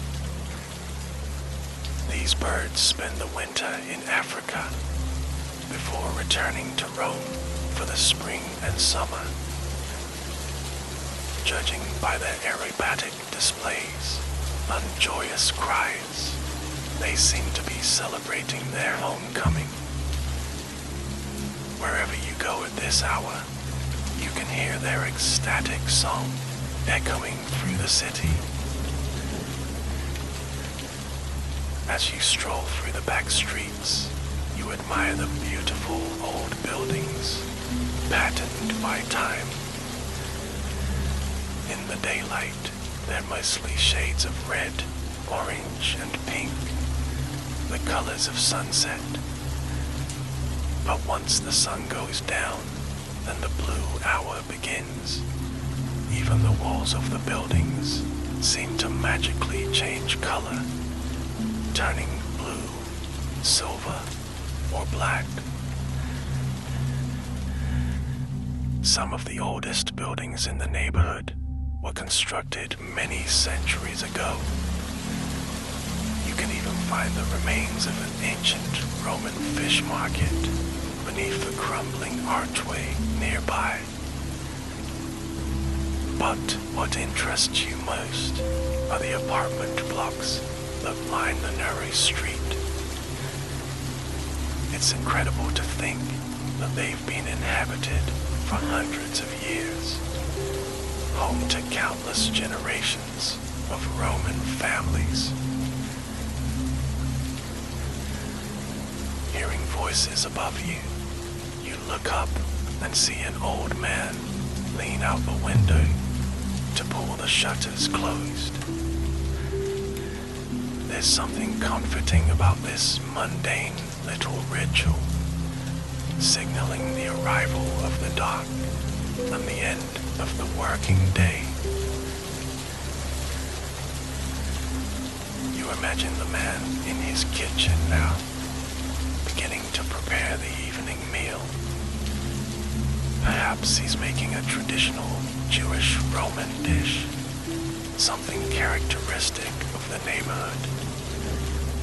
Deep-fried artichoke or savory treats with zucchini flowers and mozzarella. Breathing in deeply, you can smell the aroma of garlic and vegetables sizzling in a pan. It's a nice image. The man closing the shutters and then bustling around his kitchen. But you're happy to be outside, exploring the streets and breathing in the fragrant air, the mingling scents of food and flowers. Something else that strikes you about the buildings in this neighborhood is their multi-textured facades. Layers of paint flake away, revealing remnants of signs, love messages, and lines of poetry written on the walls. These buildings are so old and have rarely received a fresh coat of paint or plaster. The result is a cracked, colorful surface with countless layers. The walls may be flawed, but they create a sense of character and history that's far more interesting than perfection. And then there are the buildings that have been assembled from ruins. As you walk through these streets, you sometimes notice a decorative detail embedded in the wall. The head of a sculpture, or even an entire Roman column emerging. These unusual architectural details are known as spolia, from the Latin word meaning spoils. In the past, builders would often use parts of old buildings in new construction, which is why you find fragments of ancient temples peeking out of the walls of a home. During the medieval and Renaissance periods, this practice was particularly widespread. Even some of the most recognizable landmarks you find in Rome today could have been taken apart without a second thought. For example, it was only the conversion of the Pantheon from a pagan temple to a Christian church that prevented it from being plundered. Today, despite being 2,000 years old, the Pantheon remains more or less intact. On your walk through the neighborhood, you stop to admire the Roman remains displayed on the wall of a building on the corner, running your fingers over the cool marble. While the idea of recycling ruins may seem strange to us now, at least these beautiful fragments have been preserved. Rome is like a large, open-air museum with overlapping layers of history. There's something to discover on every street, from a colorful fresco to a plaque commemorating a famous person or event. The past surrounds you, ready to be discovered by anyone who happens to pass by. You could spend the whole night exploring these alleyways, taking your time moving from one corner to the next. Slowly, your gaze drifts up from the walls to the sky. The streets in the center resemble a winding labyrinth, but all it takes is a glimpse of the deep blue overhead to feel a sense of peace and scale. Looking up, you forget for a moment that you're in the heart of the city. You could be in the countryside, in the middle of boundless space. You sense this change in atmosphere even more intensely during the blue hour. It's as if the city is taking a deep breath and winding down for the evening. You continue to look up at the rooftops, reflecting on how the low skyline creates a sense of openness. In the historic center, it's rare to find a building more than 3 or 4 stories high.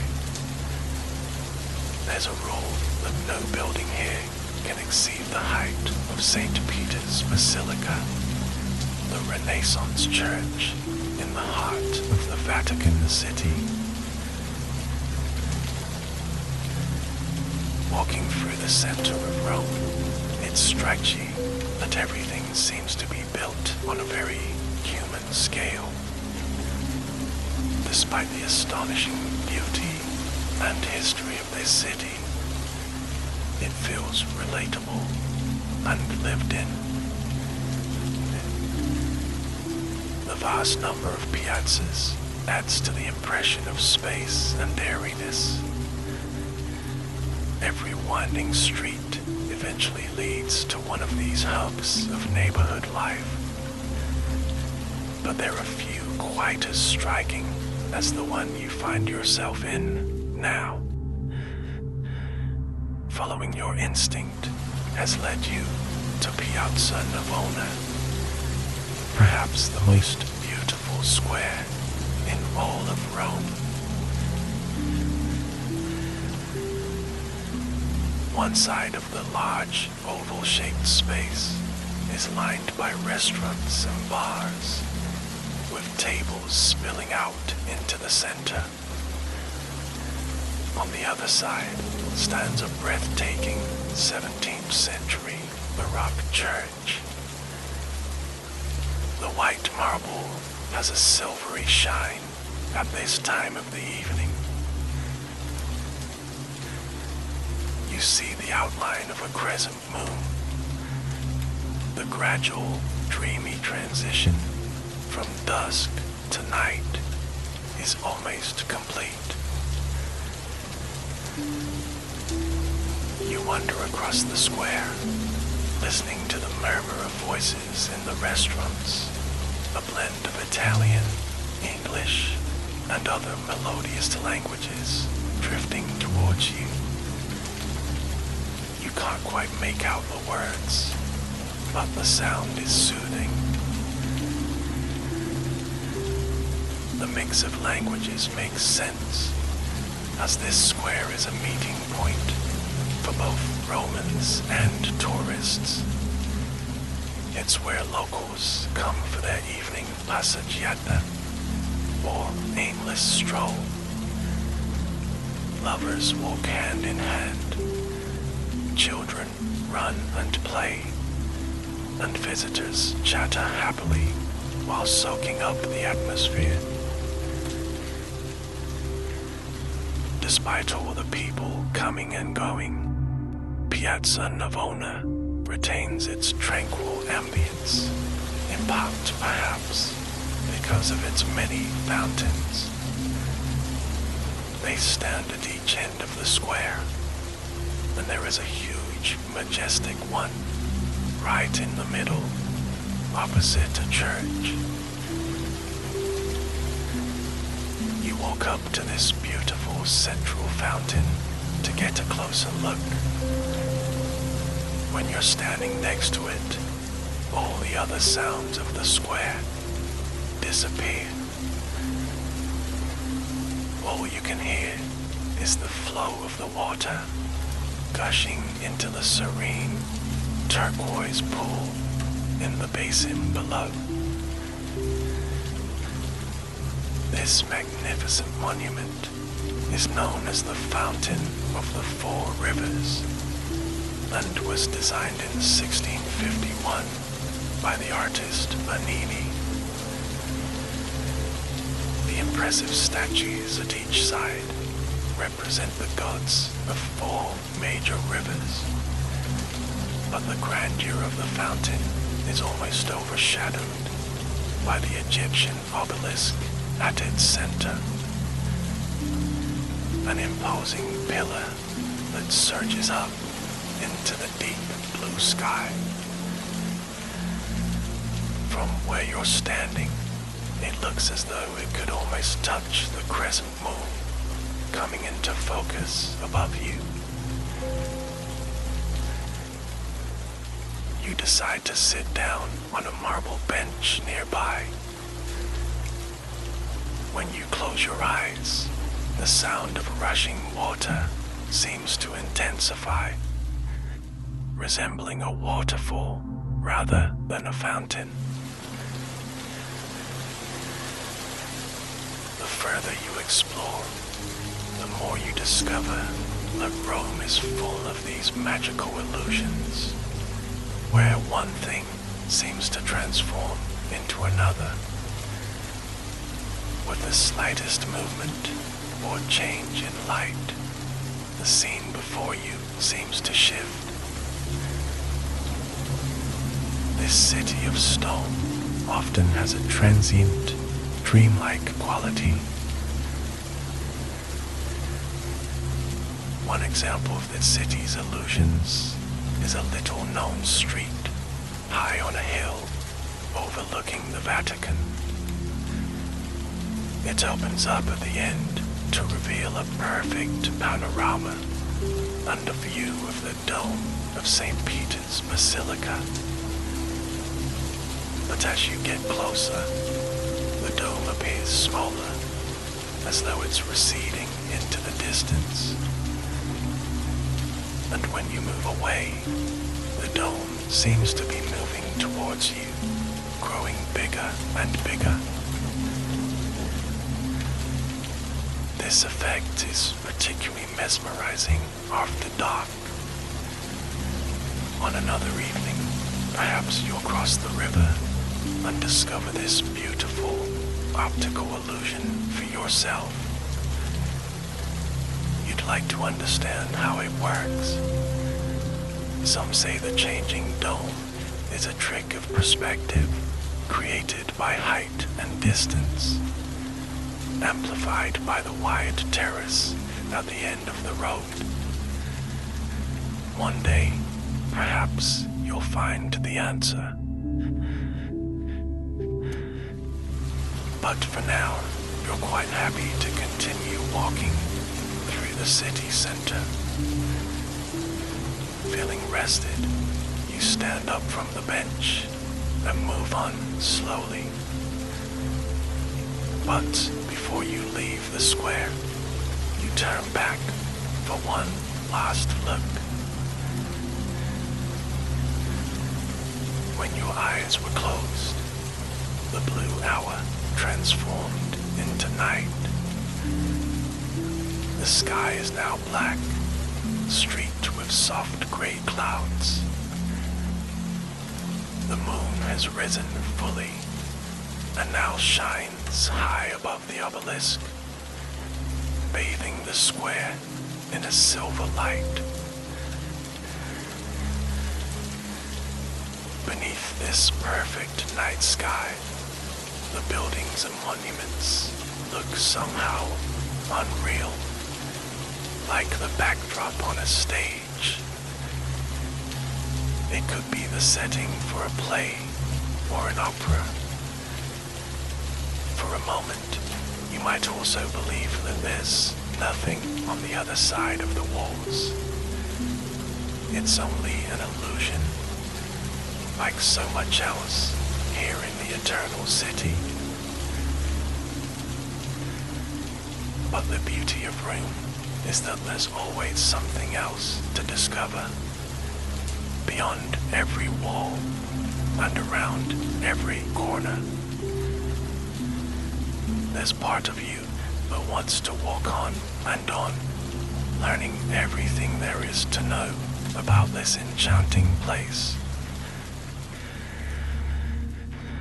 For a little while, you allow yourself to get pleasantly lost in the back streets. Wherever you walk, it feels like you're stepping into the past. This neighborhood has hardly changed at all throughout the centuries. When you look up, you notice a few windows with open shutters and catch occasional glimpses of ceilings with old wooden beams and ornate painted frescoes.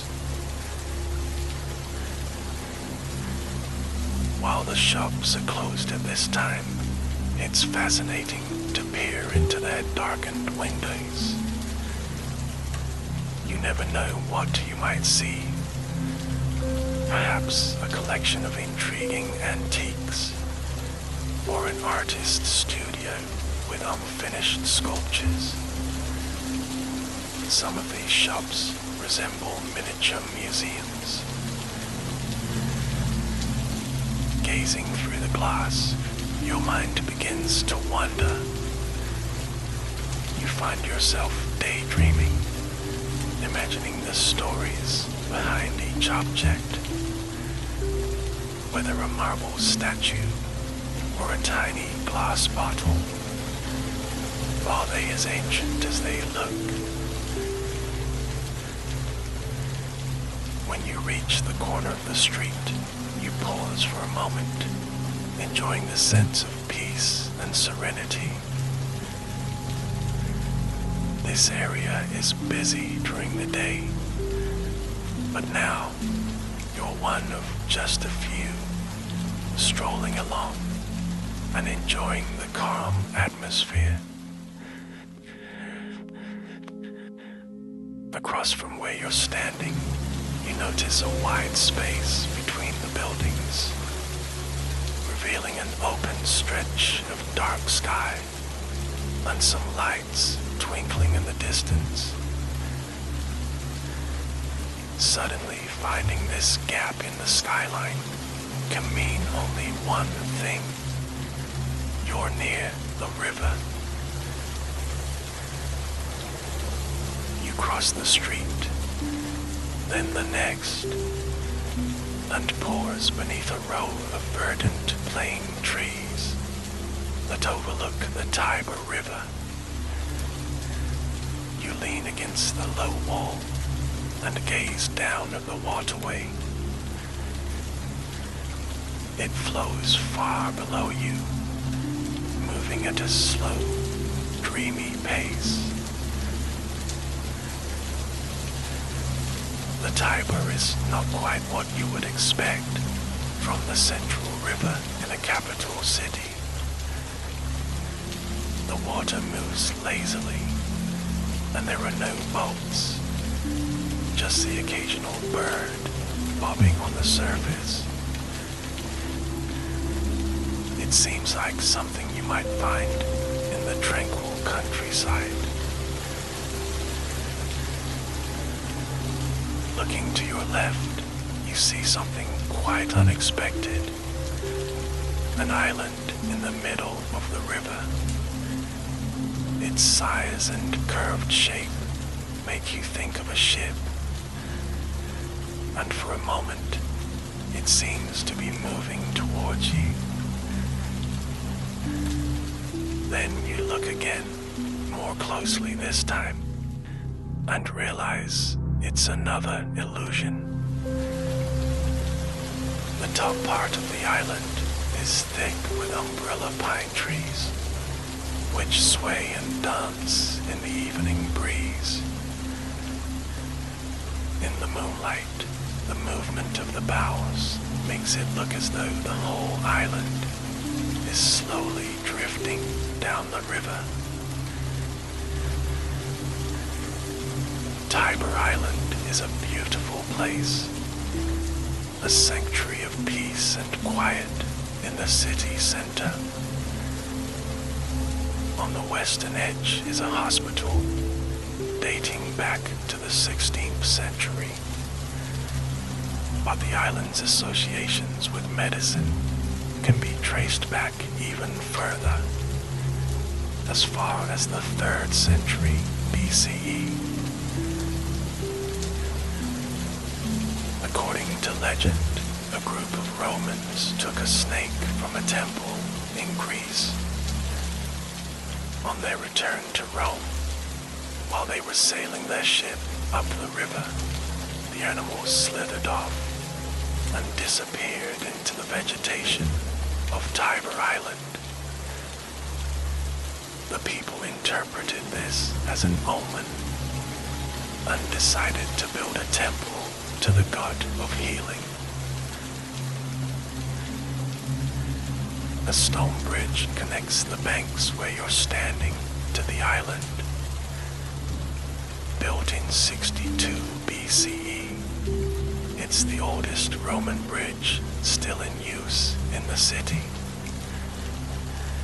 As you walk towards it, planning to cross, you become even more convinced of the island's resemblance to a ship. This is no coincidence, and it stems back to the same tale. The legend of the ship and the snake was so popular with the people of Rome that they created a curved stone outline around the island to make it look even more like a boat. There's an obelisk in its main square, resembling a mast, and while it's not visible from this distance in the dark, if you look closely in daylight, you can even spot a carving on the wall, a depiction of the sacred snake. Although you're the only person crossing the bridge at this particular moment, you're not quite alone.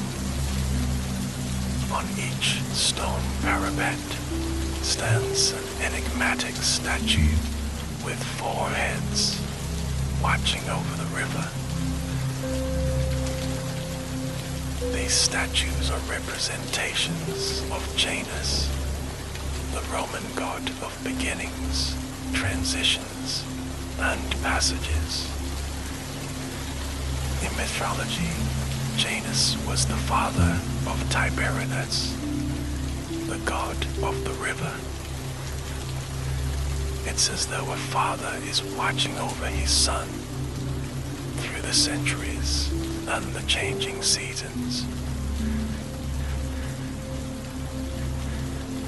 You'd like to learn more about this intriguing island and explore it in depth, but you're beginning to feel sleepy.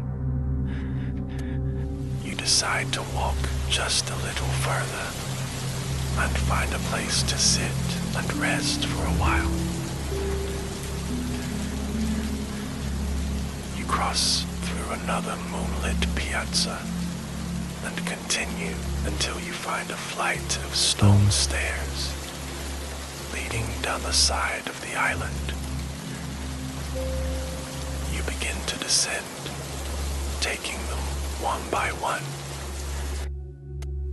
With every step, the noise of the city fades further away, replaced by the rushing water. The river flows fast ahead, propelled by a kind of waterfall next to the island. Soon, all you can hear is its perpetual flow and the occasional cry of a seagull. It's as though you're moving into another world by the water's edge. When you reach the bottom step, you take in a deep breath and catch the unmistakable scent of the river. Cool, fresh, and earthy.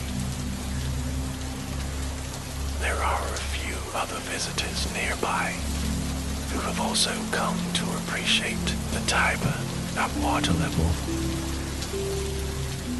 Looking around, you notice that there are a handful of deck chairs scattered along the stone walkway.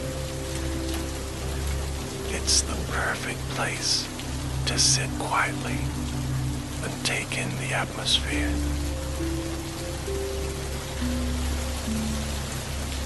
You wander over to the nearest chair and sit down. It feels so good to rest your feet after your long walk. You close your eyes. You've seen so much this evening that you no longer feel the need to look. It's enough to just sit here by the river's edge, breathing in and out, and relaxing.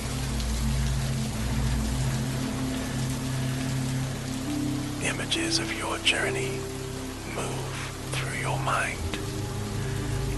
Colors and fountains. The swifts soaring above the rooftops. the moonlight spilling over the cobblestones.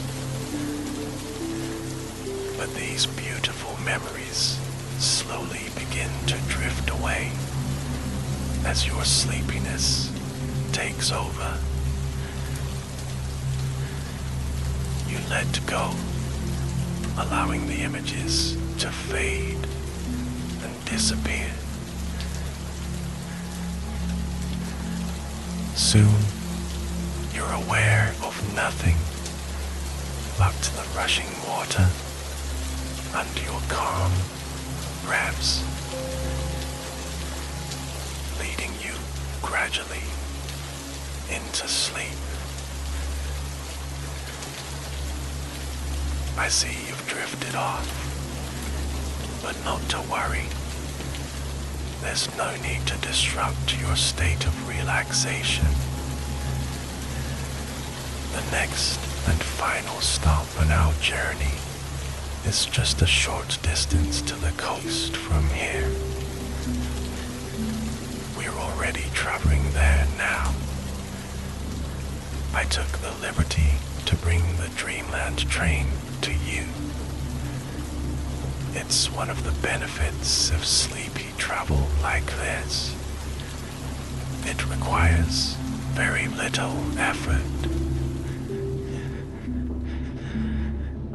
We've almost arrived at our final destination. In a moment, you'll be on a picturesque Mediterranean terrace with a view of the sea.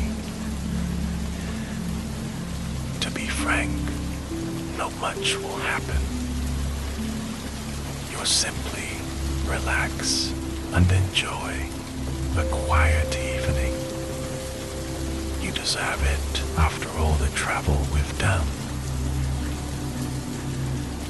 This is the perfect way to get your mind set right for a good night's rest. I invite you to look up. There's a breathtaking Italian sky above.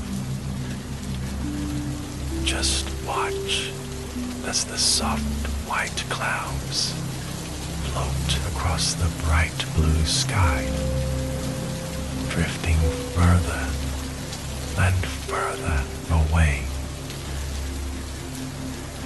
Some of the clouds become smaller, dissolving as they drift.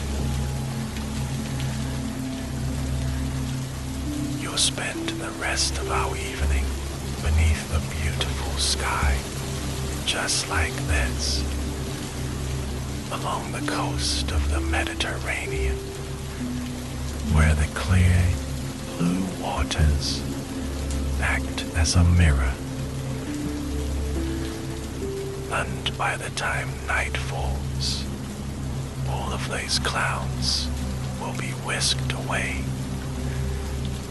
leaving your mind as clear as the night sky. So, here we are at your private Mediterranean escape. Why don't you go in? Make yourself comfortable and enjoy the view from the terrace.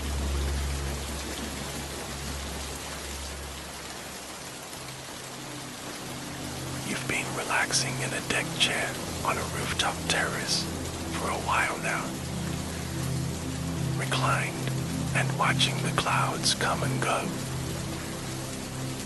You're starting to feel pleasantly tired. Perhaps it might be nice to walk around the terrace and admire the view, you think. Slowly raising yourself out of the deck chair, you stretch your arms and legs.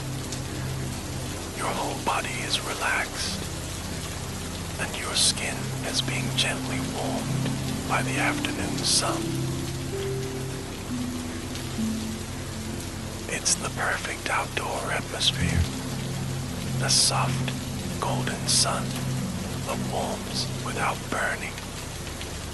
and a blissful sea breeze. The breeze that carries the clouds away comes back every now and then as a sudden gust of wind.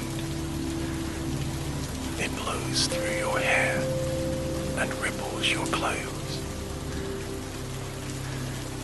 You walk around a row of potted plants to the nearest edge of the terrace and lean on the wall to see what's below. From this side, you can see the private courtyard, a paved square with a small garden and fountain in the middle of the building. Although you're high up, you can just make out the soft trickle of the fountain below. At this time of day, there aren't many people about. You see a dog trot across the courtyard, wagging his tail. He jumps up and puts his paws against the edge of the fountain, but he's too small to reach. Then you spot his owner, slowly following his pup across the courtyard. The old man picks up the dog and holds him to the stream of water flowing from the fountain. The dog laps it up gratefully, gulping down the cold water for what feels like a long, long time. Eventually, the old man lowers him to the ground, and the two walk off into the shade and disappear from view.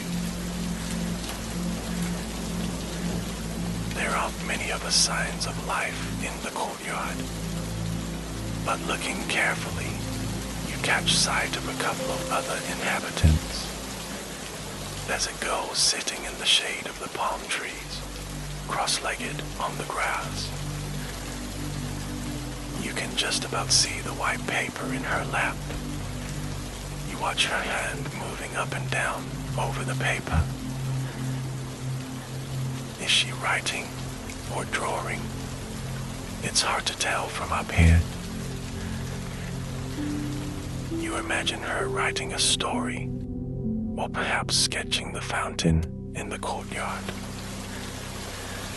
Whatever she's doing, she's found the perfect shaded spot. Most of the windows around the courtyard have their shutters closed, but you hear the distant squeak of a shutter opening and see a head emerge from a window on the second floor, just above where the girl is sitting. Although you can't hear what they're saying, you can't hear the muffled voice of the woman talking to the girl on the grass. They continue the conversation as the woman hangs out her washing to dry. There's a short washing line beneath her window. You watch her shake each item of clothing to smooth it, then position it carefully on the line and peg it in place.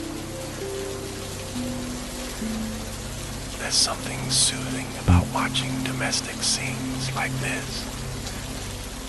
The repetitive yet calming routine of hanging out the washing. It seems to happen in slow motion. You continue watching until the woman finishes and disappears inside the apartment. The girl goes back to writing or drawing, and the courtyard is quiet once again. Nothing but the trickle of the fountain and a few cicadas in the trees.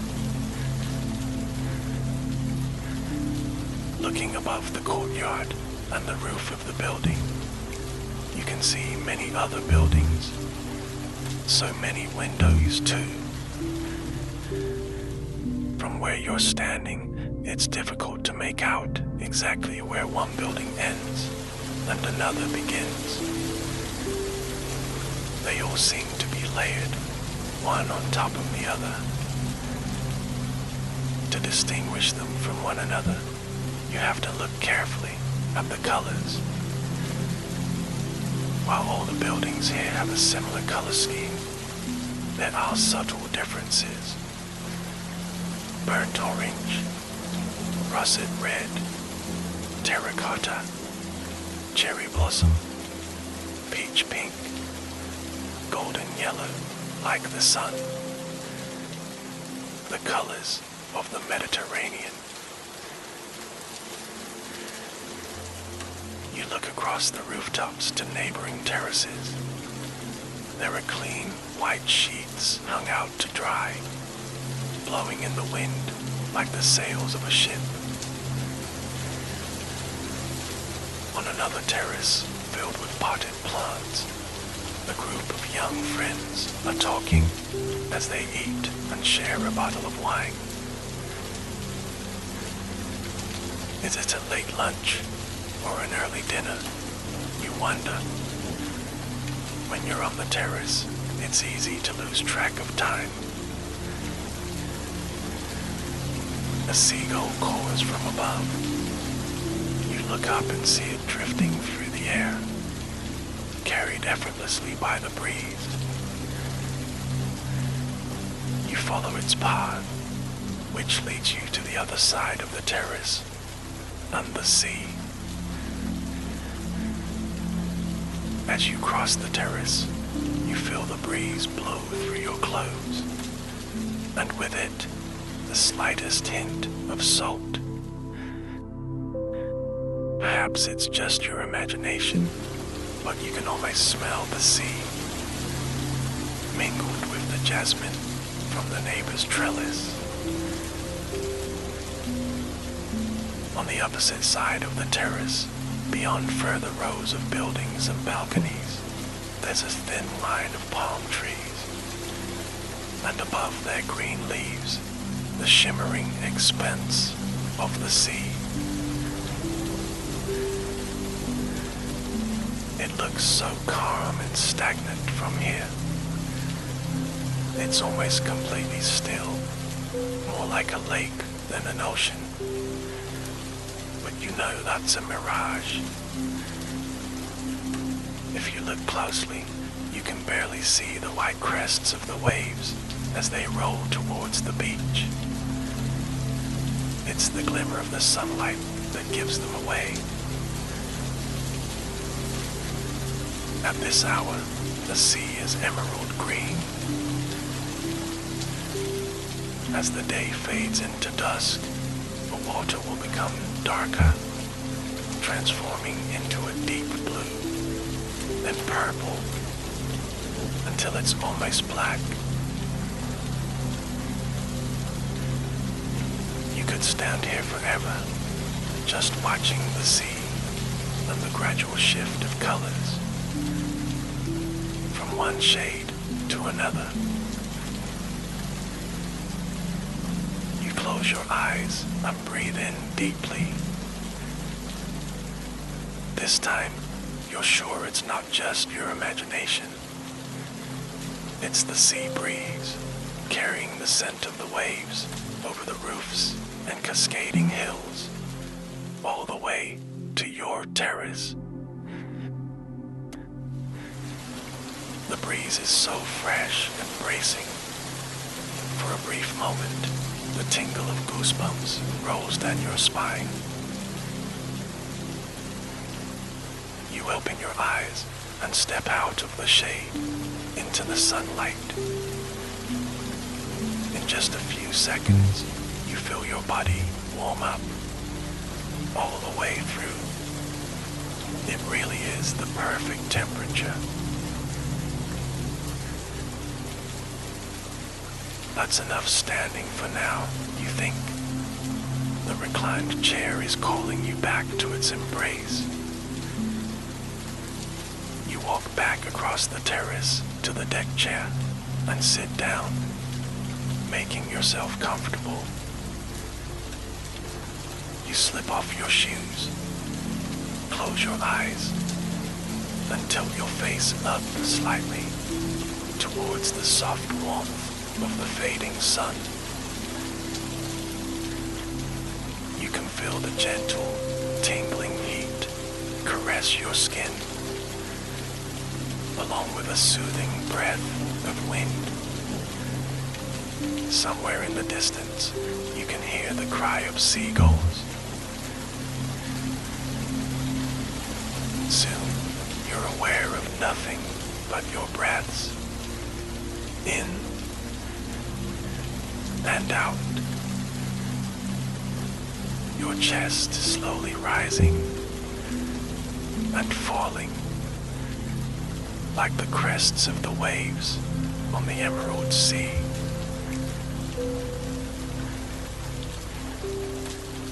Your thoughts fade as you fall into a daydream. You imagine floating in the waters of the Mediterranean, feeling the sensation of cool water on one half of your body, while the sun warms the other half.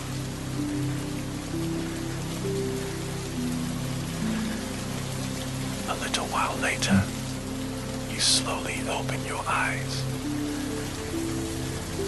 You have no idea what time it is, but quite simply, it doesn't matter. There's nothing you have to do, nowhere you have to be. You can sit in the chair for the rest of the day and all through the night if you like, relaxing, dreaming.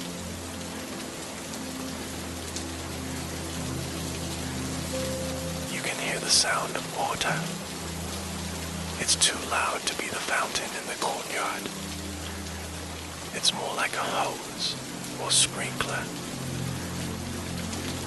You press yourself up and lean forward to look for the source of the sound. Your ears lead your eyes to a neighboring balcony. It's one of the more elegant balconies in the building, both by construction and decoration. It stretches all the way around the top floor and is entirely lined with potted plants. A woman is watering them one by one with a hose, moving slowly along the balcony. There are so many plants, in pots of every possible shape and size. She's clearly in no hurry. She waits until each plant has had its share of water, then moves one step over to water the next one. There's a variety of plants on your terrace too. A lemon tree in a large pot in the corner, and various smaller plants and herbs scattered around the terrace. It's a good time of day to water the plants when it's not too hot. Maybe you'll do the same. You go over to the lemon tree and touch the soil. It's a little dry. With nothing else to do, you might as well water all the plants. They deserve to be nice and cozy this evening, too. You cross to the other side of the terrace, where a plastic watering can sits beneath a tap in the wall. You turn the rusty tap and wait while the watering can slowly fills, listening to the calming flow of water, a trickle and an echo that becomes gradually quieter. When the watering can is full, you pick it up and move towards the nearest plant. It's a small tree with fruit known as the loquat, or the Japanese medlar, or plum. This attractive ornamental plant is native to Asia. and at this time of year, its soft orange fruit is ripe and ready to eat. You pick one and rinse it off beneath the tap. Then, slowly take a bite, savoring the sensation. A sweet, juicy flavor bursts on your tongue. It has a delicate, perfumed taste, a little like a cross between a peach and a mango. On this warm afternoon, it's as refreshing as a cool glass of water. Loquat is grown throughout the world. In China, because of its golden color, it represents wealth, luck, and prosperity. It has so many different uses, from traditional medicine in China to liqueurs in Italy. But this particular plant probably became popular on terraces for decorative purposes. It has gorgeous, textured foliage and lovely white flowers that give off a rich, aromatic scent. But it's the fruit itself that attracts your attention with its beautiful shade of gold and delicious taste. After watering the loquat, you move methodically around the terrace from plant to plant. Whenever you return to the tap to fill up a watering can, you pass a trellis covered with cascading jasmine. You close your eyes and breathe in deeply, letting its heady fragrance spread right through you. It seems hard to believe that a tiny flower can produce such a powerful scent. But then again, there are so many of them. The jasmine vine has created an amazing profusion of flowers this year. Although the heat of the afternoon has faded and the sky is no longer bright blue, it's not quite dusk yet. While refilling the watering can one more time, you look up and notice the faint sliver of a crescent moon. As you continue to water the plants slowly, almost meditatively, you wonder how the sky will have changed by the time you finish. Turn your attention to the row of small pots near the deck chair. They all contain herbs: basil, rosemary, parsley, mint, thyme, and sage. You sniff them one by one and press the leaves between your fingers. Perhaps you can use one of them later as an ingredient when you prepare dinner. A pasta dish sounds good. A sauce with tomato and basil, or salty cheese with zucchini and mint, or stuffed pasta with butter and sage. As you stroke the sage leaves, your mouth begins to water. More than any of the other herbs, this plant seems to have a magical quality. In ancient times, it was used to ward off evil, to increase fertility, and to heal people from a wide range of illnesses and injuries. The ancient Greeks and Romans cultivated it, while in the Middle Ages, monks used to grow it in the monastery gardens, along with rosemary and other medicinal herbs. You close your eyes to picture these scenes. a man roaming through fields in Greece, gathering wild sage, and a monk tending to a sage bush in a tranquil garden. There's something soothing about these images, and the idea of continuity, the same plant grown across the world through the centuries. The sage that you smell now has the same scent and taste as the sage that a doctor once used in ancient Greece to create a healing balm. You breathe in again and find yourself yawning. You still haven't quite woken up from your nap in the deck chair. Only a few plants remain to be watered. A pot with vibrant pink flowers, and finally, the lemon tree. There are a couple of succulents too, including an aloe, but they don't need much water. They can wait till next time. The orange floor tiles on the terrace are starting to look dirty. While you were watering the plants, some soil and petals scattered across the floor. As you're putting things in order, you might as well clean up.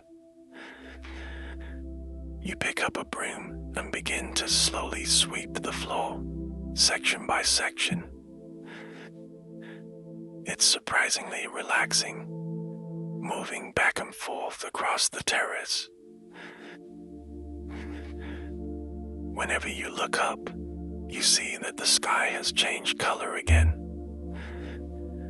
From light blue to deep blue. From deep blue to purple. And then, from purple to a fiery orange. You lean the broom against the wall and move the deck chair so it's facing towards the sea and the sunset. You sit down to gaze at the sky and admire the spectacular, shifting colors. You could happily sit here for hours, just watching, without a single thought in your head.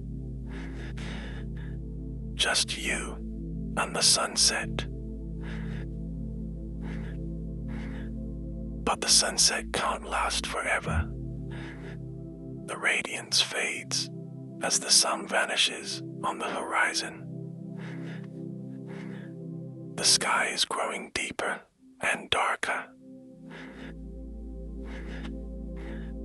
Looking around the terrace, you see that the outlines of the plants are starting to blend with the darker backdrop. Soon, it will be too dark to see anything clearly on the terrace. You decide to light the lanterns positioned on the corner of each wall. You light the first lantern, then the second. As you walk slowly across the terrace, taking care not to trip over the plants, you sense something moving on the ground near one of the pots. Just as you light the third lantern, a cat moves into the pool of light on the tiles. He makes a soft, meowing sound and nuzzles against your leg. You lean down to stroke him, running your fingers through his soft fur. Then he lets out a relaxing purr. He's a plump, well-fed Siamese cat who belongs to a family in the building next door. He often explores the neighboring terraces, especially at this time of day. He pats softly over the roof tiles, navigating the maze of chimneys and antennae until he reaches another terrace. This evening, he seems to have chosen your terrace and your company. You cradle the cat in your arms and wander back towards the deck chair. There, you carefully sit down and slide back in the chair until you're comfortable.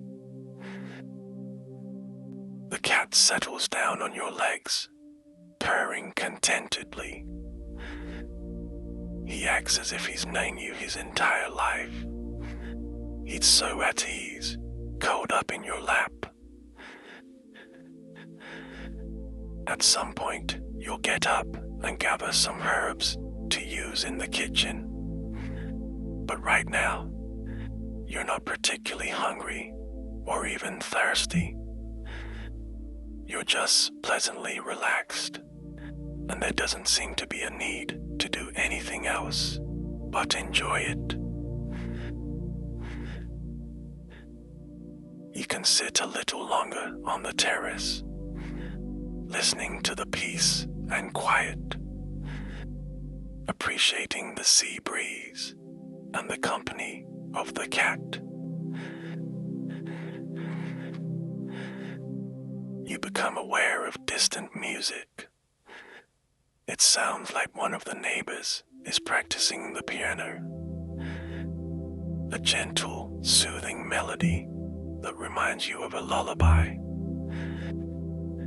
Every now and then, the player stops, and then begins again, over and over. Maybe they're having a lesson, you wonder. The pleasant tinkering of the piano keys reverberates through the courtyard and floats across the terrace, past your ears and to the ocean. It seems to be soothing the cat, too.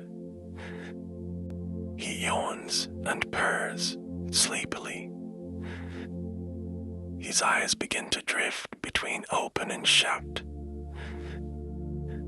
He can barely stay awake, especially when you pet behind his ears.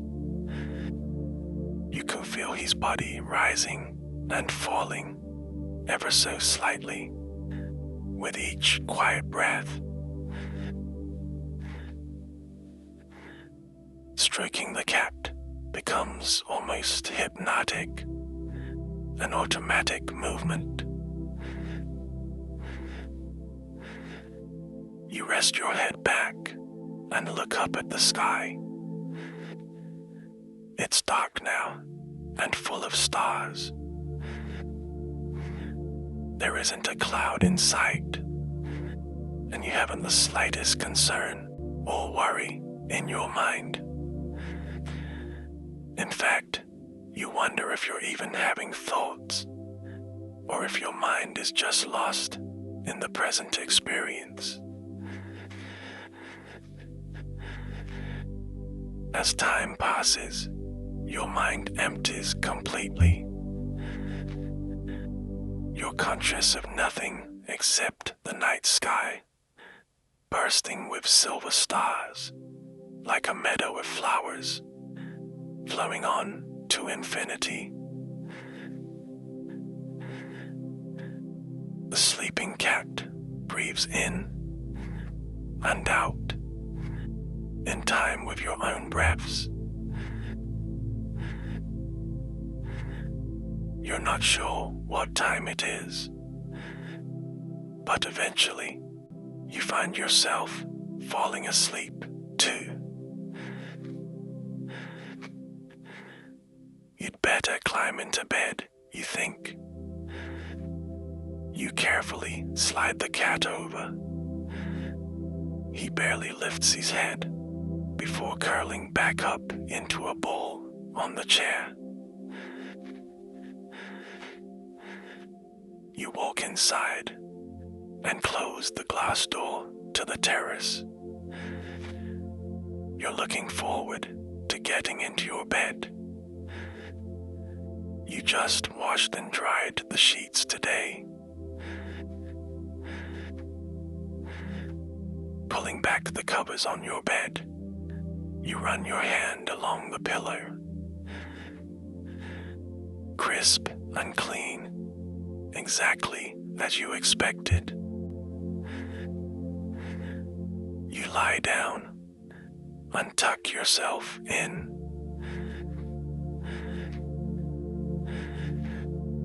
At this point, you've been half asleep for quite some time.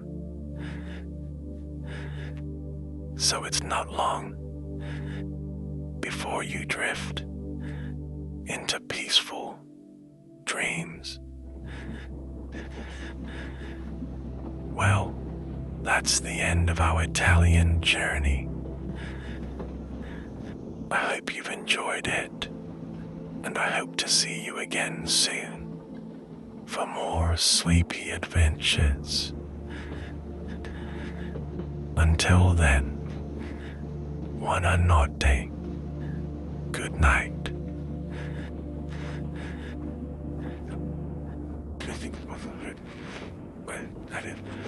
Vamos legal.